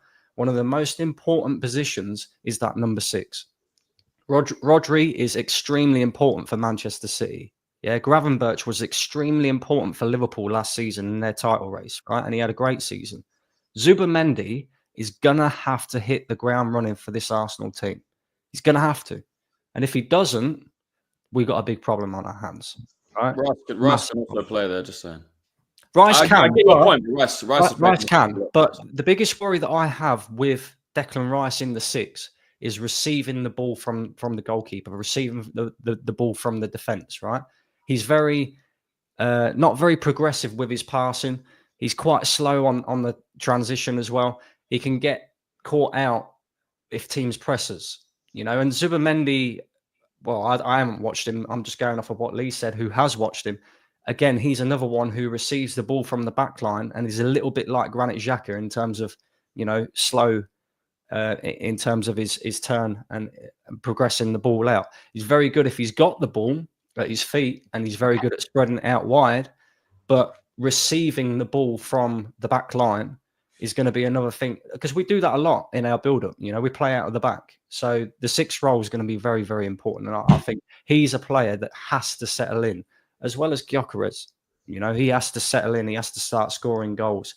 If Havertz can score 14 goals in this Arsenal team, and then Ketia can score goals in this Arsenal team, then surely Gyökeres, a guy who scored goals for fun, can score goals in this Arsenal team. But again, like I say, the profile of player means we have to adapt. So it's all about the manager for me. You know, can he adapt and get the best out of this Arsenal team now?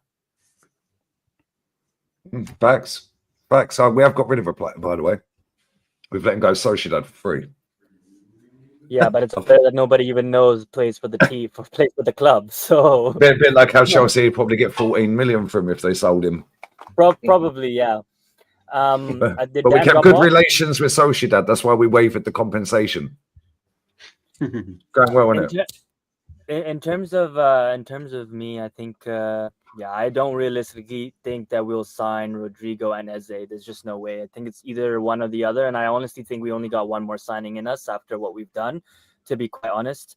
I agree, you know, in terms of what Brandon said, I do agree. I think there's still some questions on the manager and in terms of how he's gonna, you know, produce with this team, because you can buy great players, but if the manager can't get you across the line, then it doesn't really matter, right? But I want to remind Brandon, you know, and I do agree with you in terms of Arsenal doesn't spend 50+ million on a backup player or a squad player, but we spent 65 million on Havertz, and he's going to be a squad player and a backup player. So I think we're evolving, and this is the evolution that we wanted, right? Like Man City spent 100 million backup player like Grealish. So this is where we want Arsenal to get to, is start spending, you know, 50-60 million on the backup players. That's how we want to be competitive and have a, you know, great squad depth. But in general, I think Eze probably will be the one that would come. I think, as we said, like Rodrigo just doesn't feel like, you know, there's going to be enough money in the tank unless we somehow pull a rabbit out of the hat and we start selling Fabio Vieira for like 30 million, 35 million, and QER for 20 million, 25 million, which I don't see happening. I think we're going to struggle to maybe bring in another two players. Realistically, my expectation is only one more, and it's probably Eze. Big up, people. Sorry, my Wi-Fi just went kaput and everyone just went black. So I hope you're going to hear me. But apparently, Ethan is literally like close to signing a new deal at Arsenal. David Ornstein 1 minute ago has said that Arsenal are in the final stages of talks over a new contract for Nwaneri. Major interest from Premier League and abroad, but 18-year-old always prioritised staying at the boyhood club. No game time demands during discussions. Set for more central role. Big boost to Arsenal. What does that mean moving forward then, if he's going to be the central role? Because if Eze is coming in, that to me suggests he might be the left winger. He is. Eze is the left winger.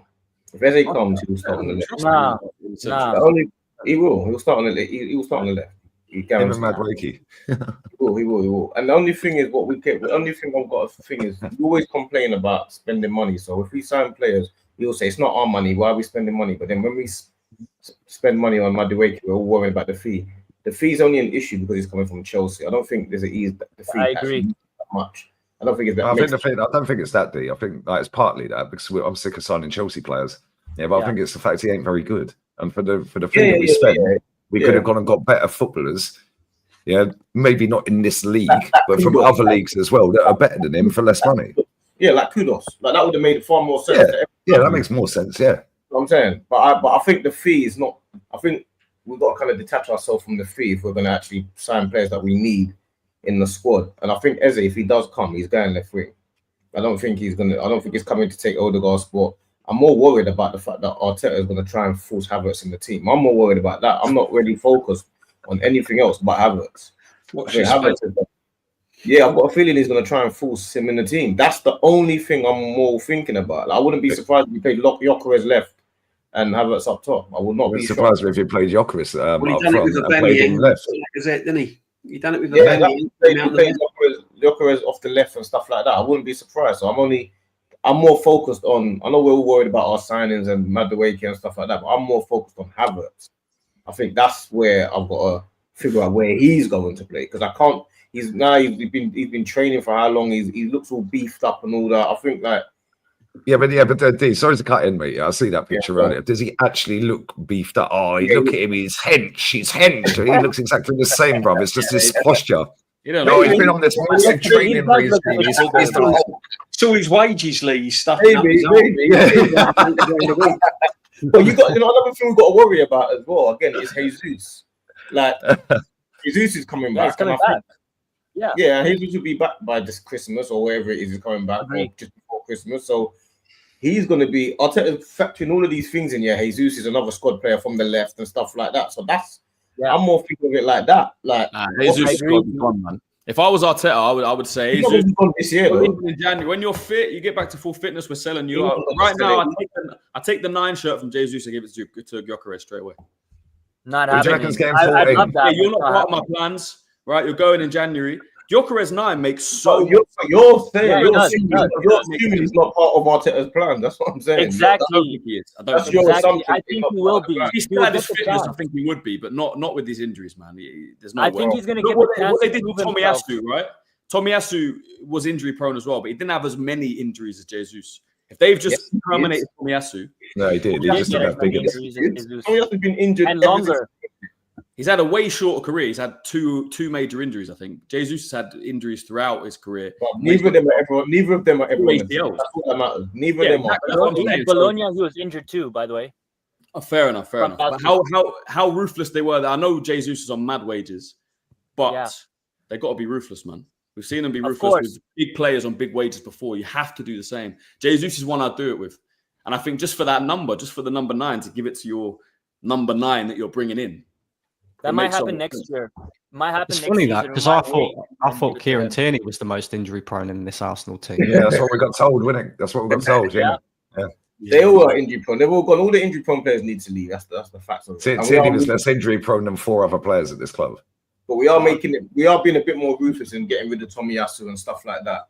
But but when you say ruthless, we've gone back to where we was when this manager rocked up, ripping up a contract after we gave him a new gave the extension on the contract.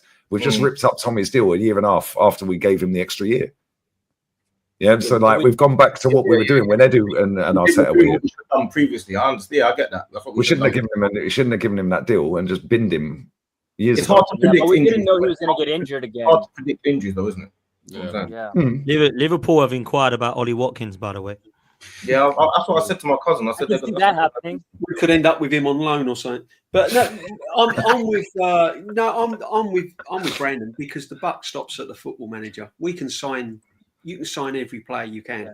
If this manager is not willing to change his tactics and the way he plays, Gyökeres is going to look pretty average. Simple as that. Agree. Gyökeres will look pretty average. And the problem is with this manager, he's learnt on the job since day one. If suddenly he's got a dressing room full of players that are all fighting for first team places, he's never had any experience of handling that. He's never had Havertz. DJ, do you think that the ownership would actually sack him if he does? If he gets top 4 and doesn't win a trophy, do you think the Cronkies will sack him? No. I think the narrative's turning on the Cronkies now. At first, I think the Cronkies were kind of get us into the Champions League, get us competing, and they was happy with that. But I think as time's gone on now and the money that's been spent, you've got to remember this guy's nearly had £1 billion by the end of this transfer. Let that sink in. £1 billion bottle jobs. You tell me what football manager at any top club would be allowed to have that much money, have players on high wages that we can't get rid of. Yeah. Trophyless. players that are still bang average at the football club, and you tell me that this manager should be given chance after chance after chance after chance. Yeah, but That's what's more important to the Cronkies, winning a trophy or qualifying for Champions League? Because I think it's the latter, personally. Yeah, I mean, it could be, but I just feel that if Arsenal, I'm hoping. I mean, you're probably still right, Brandon, but I'm hoping that after the Cronkies have sort of sat down and looked at it and thought, well, hang on a minute, we've now spent even more money. We're still short. We can't get rid of players. We're letting players go for free, so we're not getting any money back from these players. We're sitting there with players' wages astronomically high. We're paying players that are injured that ain't going to get a look in. I mean, you're going on about Jesus. I mean, come on. Even when Jesus was fit, was a flop. I mean, not in the first 6 months. He was fit for 6 months. He was quality.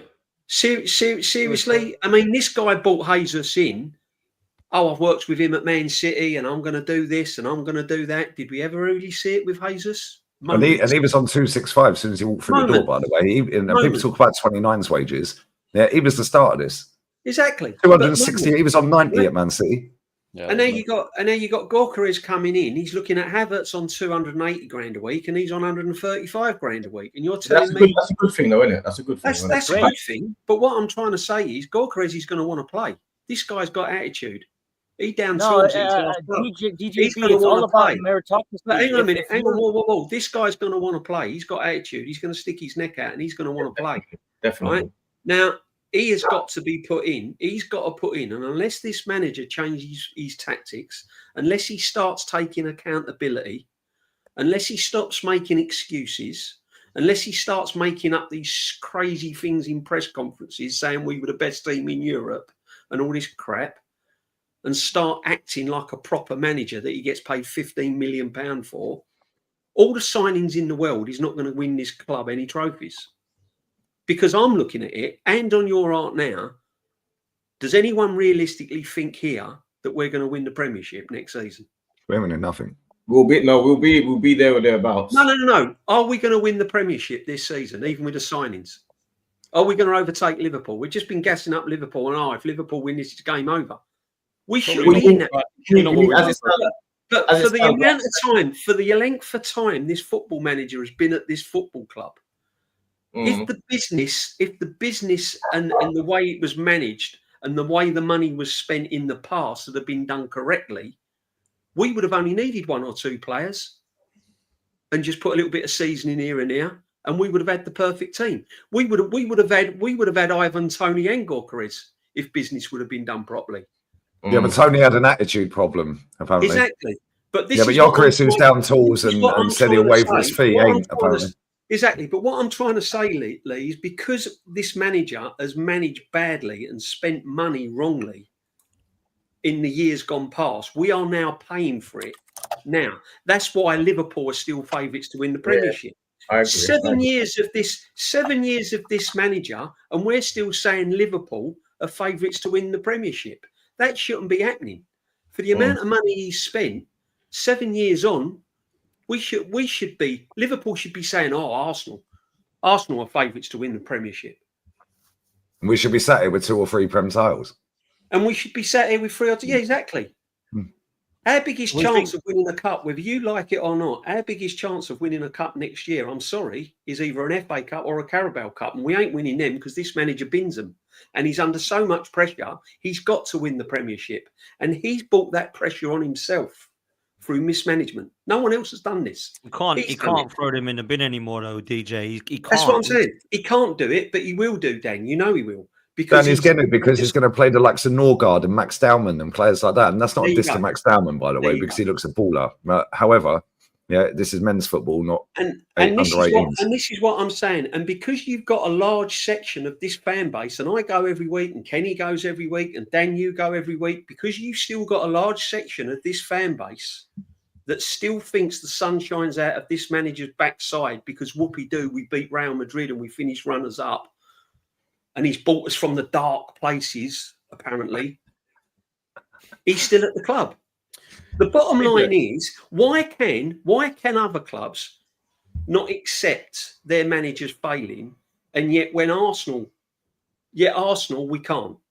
I spoke to an Aston Villa fan in my chat today on my channel, and I said to him, what is your expectations for Aston Villa? Because every club you support have expectations and have levels. And he says, well, now Champions League every season, Aston Villa. And I said, if you fall short of that 2 or 3 seasons, he said, the manager's got to go. So why can Aston Villa set targets for their managers after Unai Emery and the success he's brought them? Why can they all accept these managers setting and sacking them if they don't reach their targets? Yet Arsenal fan base, no, it's all right. Doesn't matter. Why is it acceptable? It's not acceptable. This manager needs to change the way he plays. He needs to look at himself in the mirror, and he needs to take a good hard look at himself, and he needs to get the best out of this team. Because before these players even come to the club, we should have won a trophy. And now these players have come to the club, we should be winning a trophy. And if he doesn't, Christmas, goodbye. Does anyone think he's going to win a trophy this year? No. Yeah. Hard to tell as of now. Yeah, I think he will. I think he has to. If he doesn't, You think he will? You think he will, though? Yeah. Yeah, I think he's got a good chance. I always look at it as if, are we favourite for any? Right now, I'd say no. If you were to look at betting odds or whatever you look at, that's an Emirates Cup. Huh? Would say Emirates Cup. That's an Emirates Cup. If you were to look at Champions League, it's probably PSG. If you were to look at Premier, it's probably Liverpool. Maybe we're second. Maybe City is second. FA Cup, we're playing against the same team, so we're probably not favourite for either. The only way we're not going to be favourite, even if we sign Eze and Rodrigo, I still don't think we're going to be favourite. So, look, DJ, I get your point, but this is the Premier League, man. You always got rivals that are breathing down your necks. They're either ahead of you. We won the Premier League 3 times. Even all those 3 seasons, Man United could have won it. Do you know what I mean? Like, I accept that, Christian. But what I'm trying to make is, for how long he's been at the football club and for the team he's built, they're his signings, they're his players, and the money he's spent. We should be in a position where what you've just said about Liverpool, we should be in that position. For how long he's been here, we should be favourites now to win the Premiership. And here we are talking 6 years down the line, all that money spent saying, oh, I don't think we'll win that. Oh, can we win the Premiership? No, I don't think we can. I see your point. I see your point. And as a one manager job, I understand your point. But there are 4 teams that have spent more money than us in the past 6 years. That's irrelevant. How much have Liverpool spent? Because they ain't outspent us. But they already had world-class players in a lot of positions. They had Trent, probably one of the best right-backs. No. But also, Christian, that doesn't stop Arsenal from winning a trophy, as in facts. We could have won a league. We could have won a League Cup. We could have won an FA Cup. I think there would be actually less pressure on this manager to go and deliver if we'd have been winning trophies along the way. And this is the problem, because we haven't won a trophy along the way. But we had a chance of signing McAllister. I know that, mate. I know that, trust me. We had a chance of signing McAllister, and we didn't go in for him. We had a chance of signing Isak, and we give Eddie Nketiah another contract, £100,000 number 14 shirt.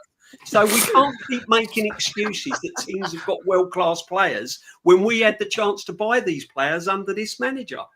Why? And these world-class players, was McAllister considered world-class at Brighton? He weren't, was he? He is now, though, isn't he? He is now. Why? Because the coaches that he's had at club level and the international level have helped him progress his game. Yeah, the same with Isak under Eddie Howe. Isak wasn't considered world-class. I think McAllister's their best player, do you? Yeah, right. But that's from I think he's easily their best player. He's unreal. But if you look at Isak, nobody was saying Isak was world class when he scored 7 league goals in Sociedad. Yeah, nobody was saying that Virgil van Dijk was world class when he was at Celtic. Yeah, we went and brought, by the way, Gabriel Paulista, I think it was. Yeah, and they brought him. Yeah, and Paulista, where is he now? Is he even alive? Was he playing? What's he doing? We even gave Nelson a 4-year deal. I mean, come on. Well, when they signed Robertson from Hull City, nobody considered him world class. But by the end of his Liverpool career, he's going to go down as one of their best ever players. Yeah, but we're changing Like- that now. That's the reason why we're buying players like Gyökeres and Gyökeres. Yeah, but we're doing it 6 years, 10 years, 12, 15, 20 years too late, bro. Because the thing Some- is, we used to be able to get the players to get better. What players have got better under this manager? Like that you could say, yo, there's a considerable difference from when you came in to where you are now. Gabriel, I'd go with, yeah. Saliba. Saliba. was there, but he's gone to world class levels. Who? Yeah, Oh, but that was. Saka. I mean, he was always going. He was already Saka's that not well before balanced. he's the manager. Yeah, but he's still No, developed under the manager. He's still developed under the manager. He's still Saka was a better bit. footballer before this manager. Now he's robotic. Nah, I mean, That's not true, man. Come on. If- No, it if is. these- Go and watch the if these- Liverpool 5-5 at Anfield and watch how we played football under Unai right at the death when everyone wanted him out, yeah? And go and have a look how Saka and Martinelli played in that game. The 5-5 Yeah, at Anfield. not Go and have a only look that- at the way they played.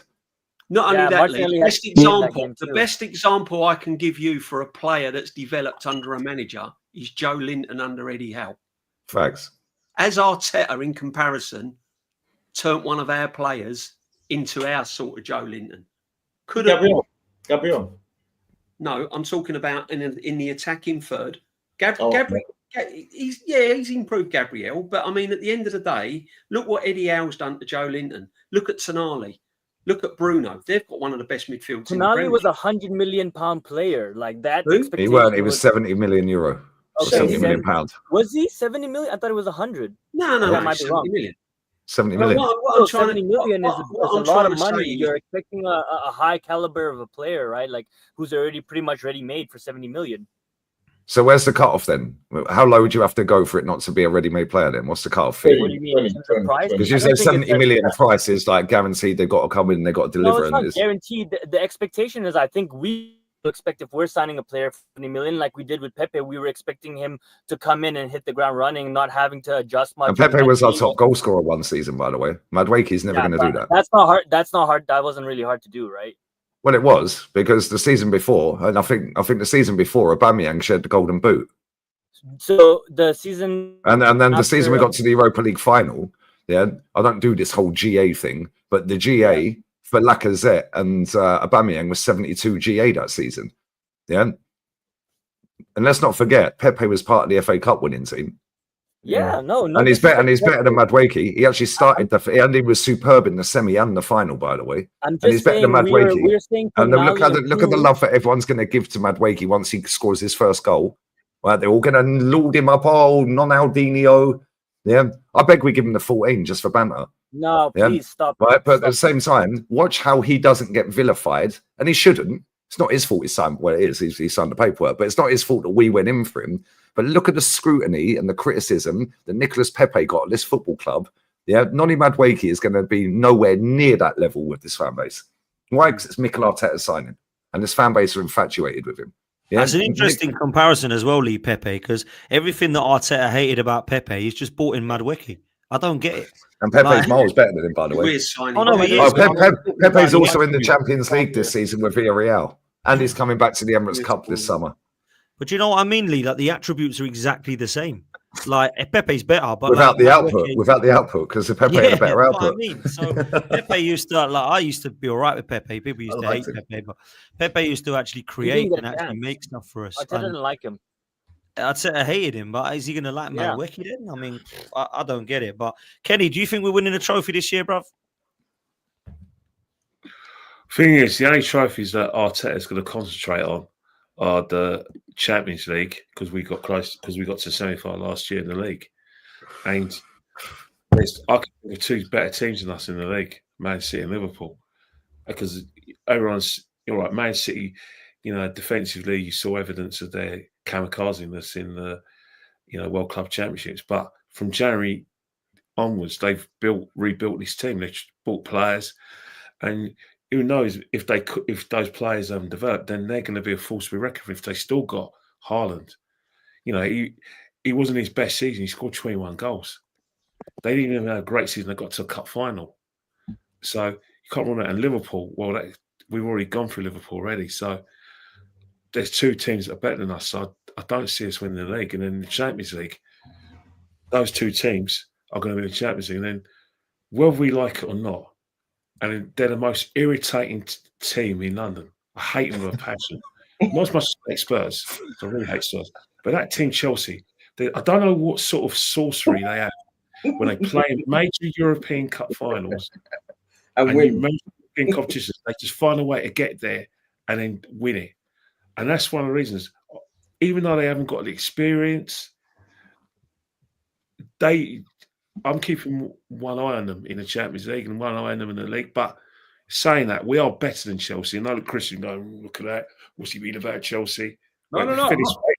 The sorcery you're talking about is spending 1.3 billion in 3 years. No, Christian, it's not about sorcery. Now add up the fucking 600 they got back, 600 million they sold players for. It's about they do win though. They do win a lot. Come on, They still will. Of course they do. Yeah, but come on, man. So they just sold somebody called Humphreys to Burnley for 14 million. He's never kicked a ball for him. You know, We've just let Geezer go to Sociedad for nothing. Team in the league. They got the youngest team in the league, innit? So they do. Yeah, Christian, come on. That PSG team would smash Real Madrid to pieces and went easy on them. They got out of traps. That young team with any experience and went for them. Who's the superstars of that team? Apart from Cole Palmer.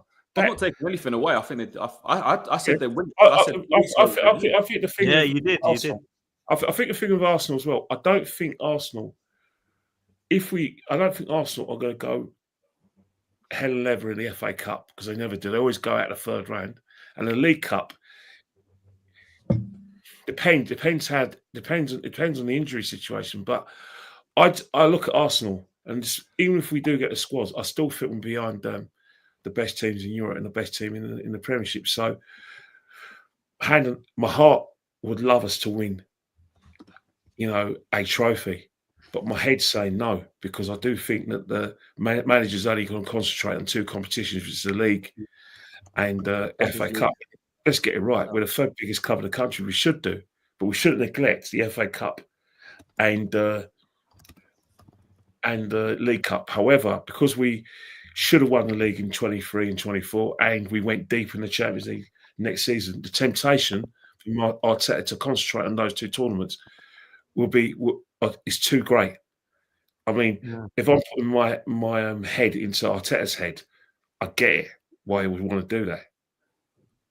Even though I'm pissed off with him for doing it, I get it because the temptation to win that league, which I still believe the league's the biggest competition you can win. It's bigger than the Champions League, but the Champions League we haven't won it, and we're seeing clubs who are smaller than us win Champions League. So I get where you guys are coming from, but nah. Well, look, I've done a poll in the chat, and 65% of people think he won't win a trophy. 35% think that he will win a trophy. So there's still a massive part of the fan base, 66% now, that think that Arteta still won't win a trophy. So I imagine the majority of them expect him to be sacked. Look, I want to do these super chats and then come to a close because I appreciate people are busy and they've got to shoot off. Owen says at least 90% of Gyökeres' goals come from transitions and penalties. Watch Arteta make him drop deep.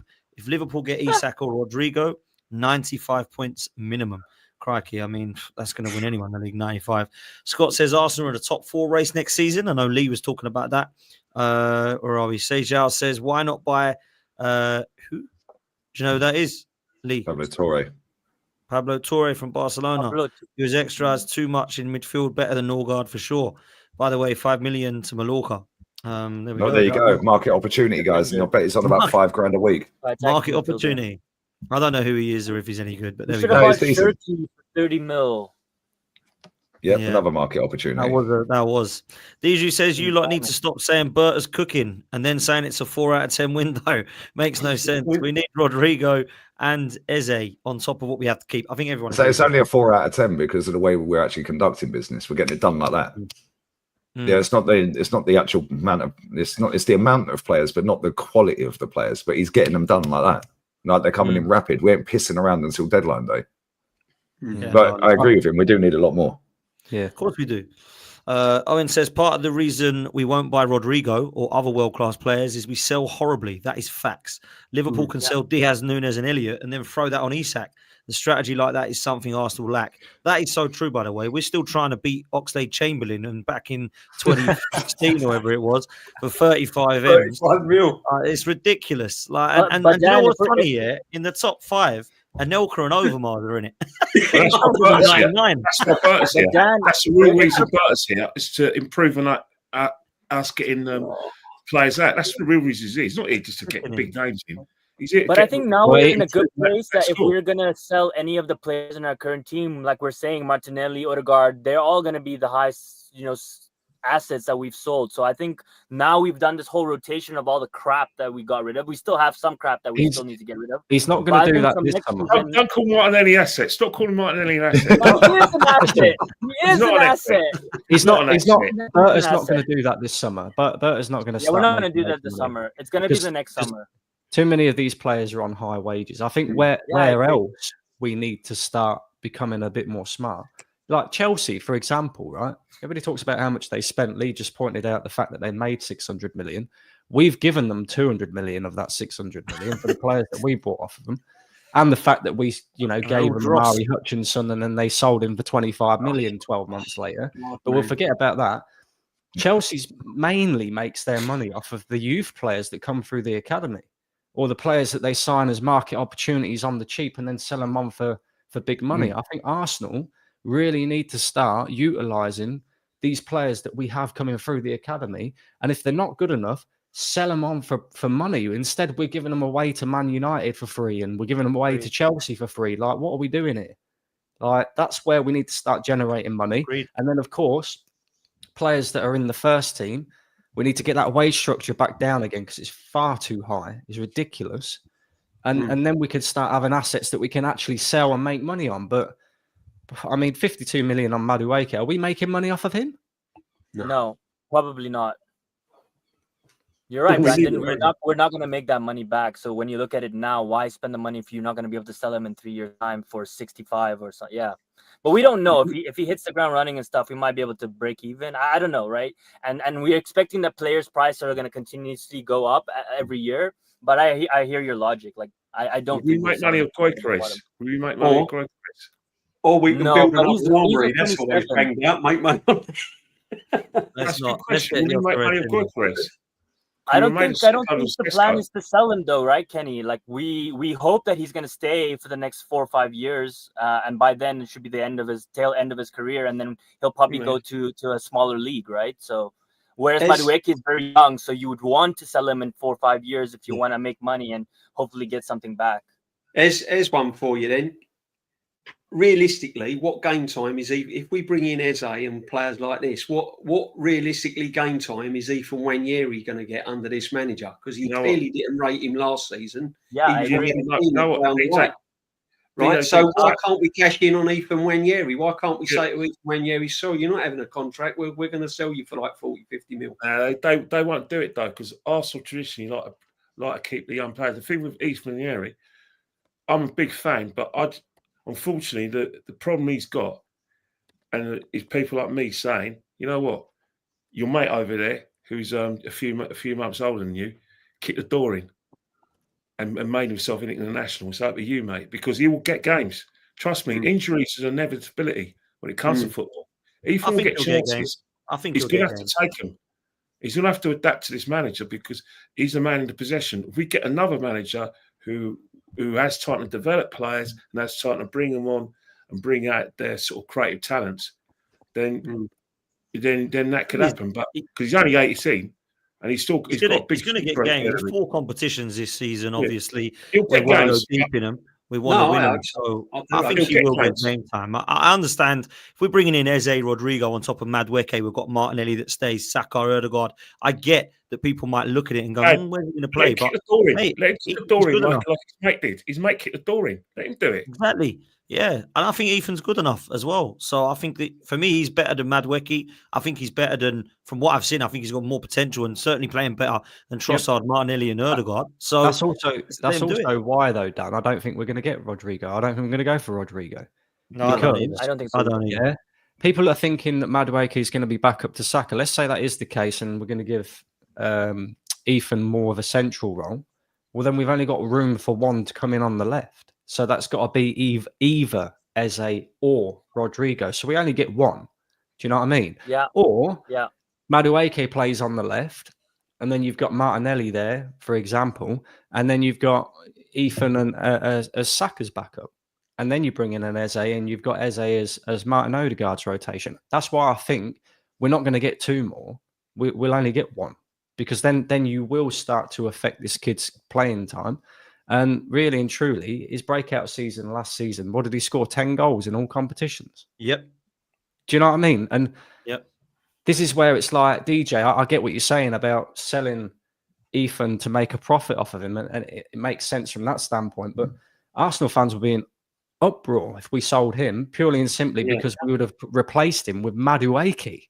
No, I get that, but I just they won't. They'll say it'll be sorry, DJ. Concerns is what game time realistically he's going to get under this manager, because you just said he scored them goals last season, and then towards the back end of last season, Odegaard was kicking stinkers left, right, and centre, and he never even gave him a chance. He never got minutes.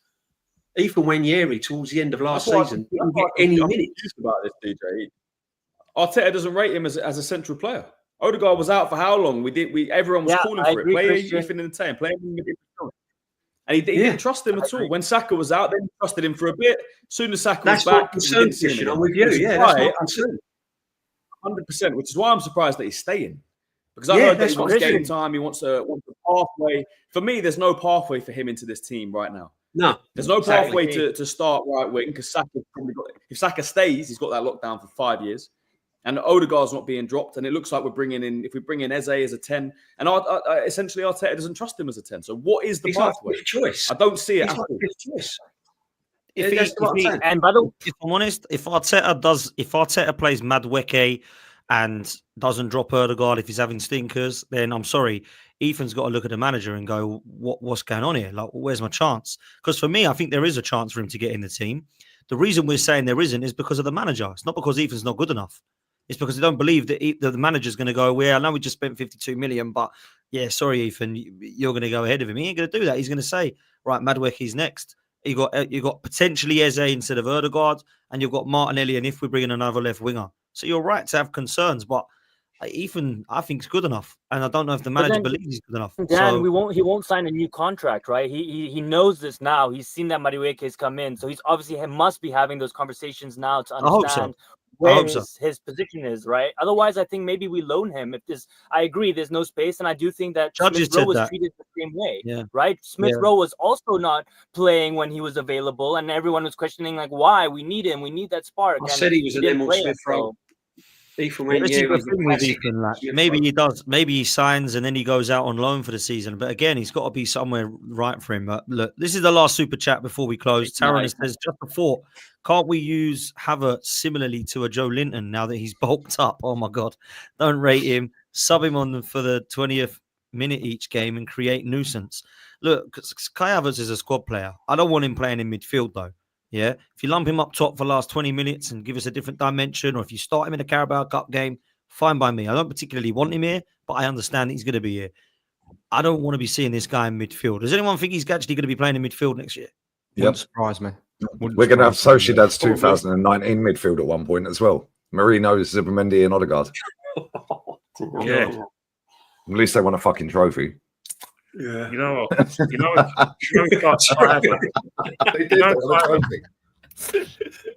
All of us are gonna pick our team if we get all the players in, and Kai Havertz will not feature in any of those our first 11s.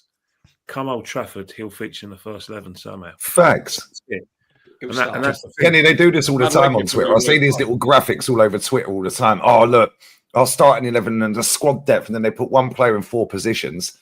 Yeah, and then they sit there and wonder why it all falls down. Because, like I said to Christian earlier, as soon as you take that one player out, if he's injured, you've lost 4 positions or 2 positions or 3 positions. So it makes the squad depth look amazing on paper.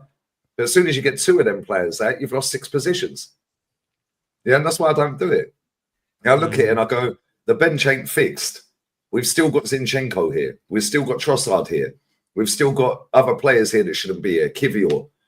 Yeah, and I'm looking at it thinking... Vieira, Lokonga, exactly. I'm looking at it thinking, yeah, they're probably all going to go. But at the same time, how much is that bringing back in? So how much more are we actually going to spend? Which is why we ain't getting Rodrigo. Yeah, Nelson's another one. I think which is why we ain't getting Rodrigo or Eze. I think it'll combined. Be Eze. We'll get one, yeah. Yeah.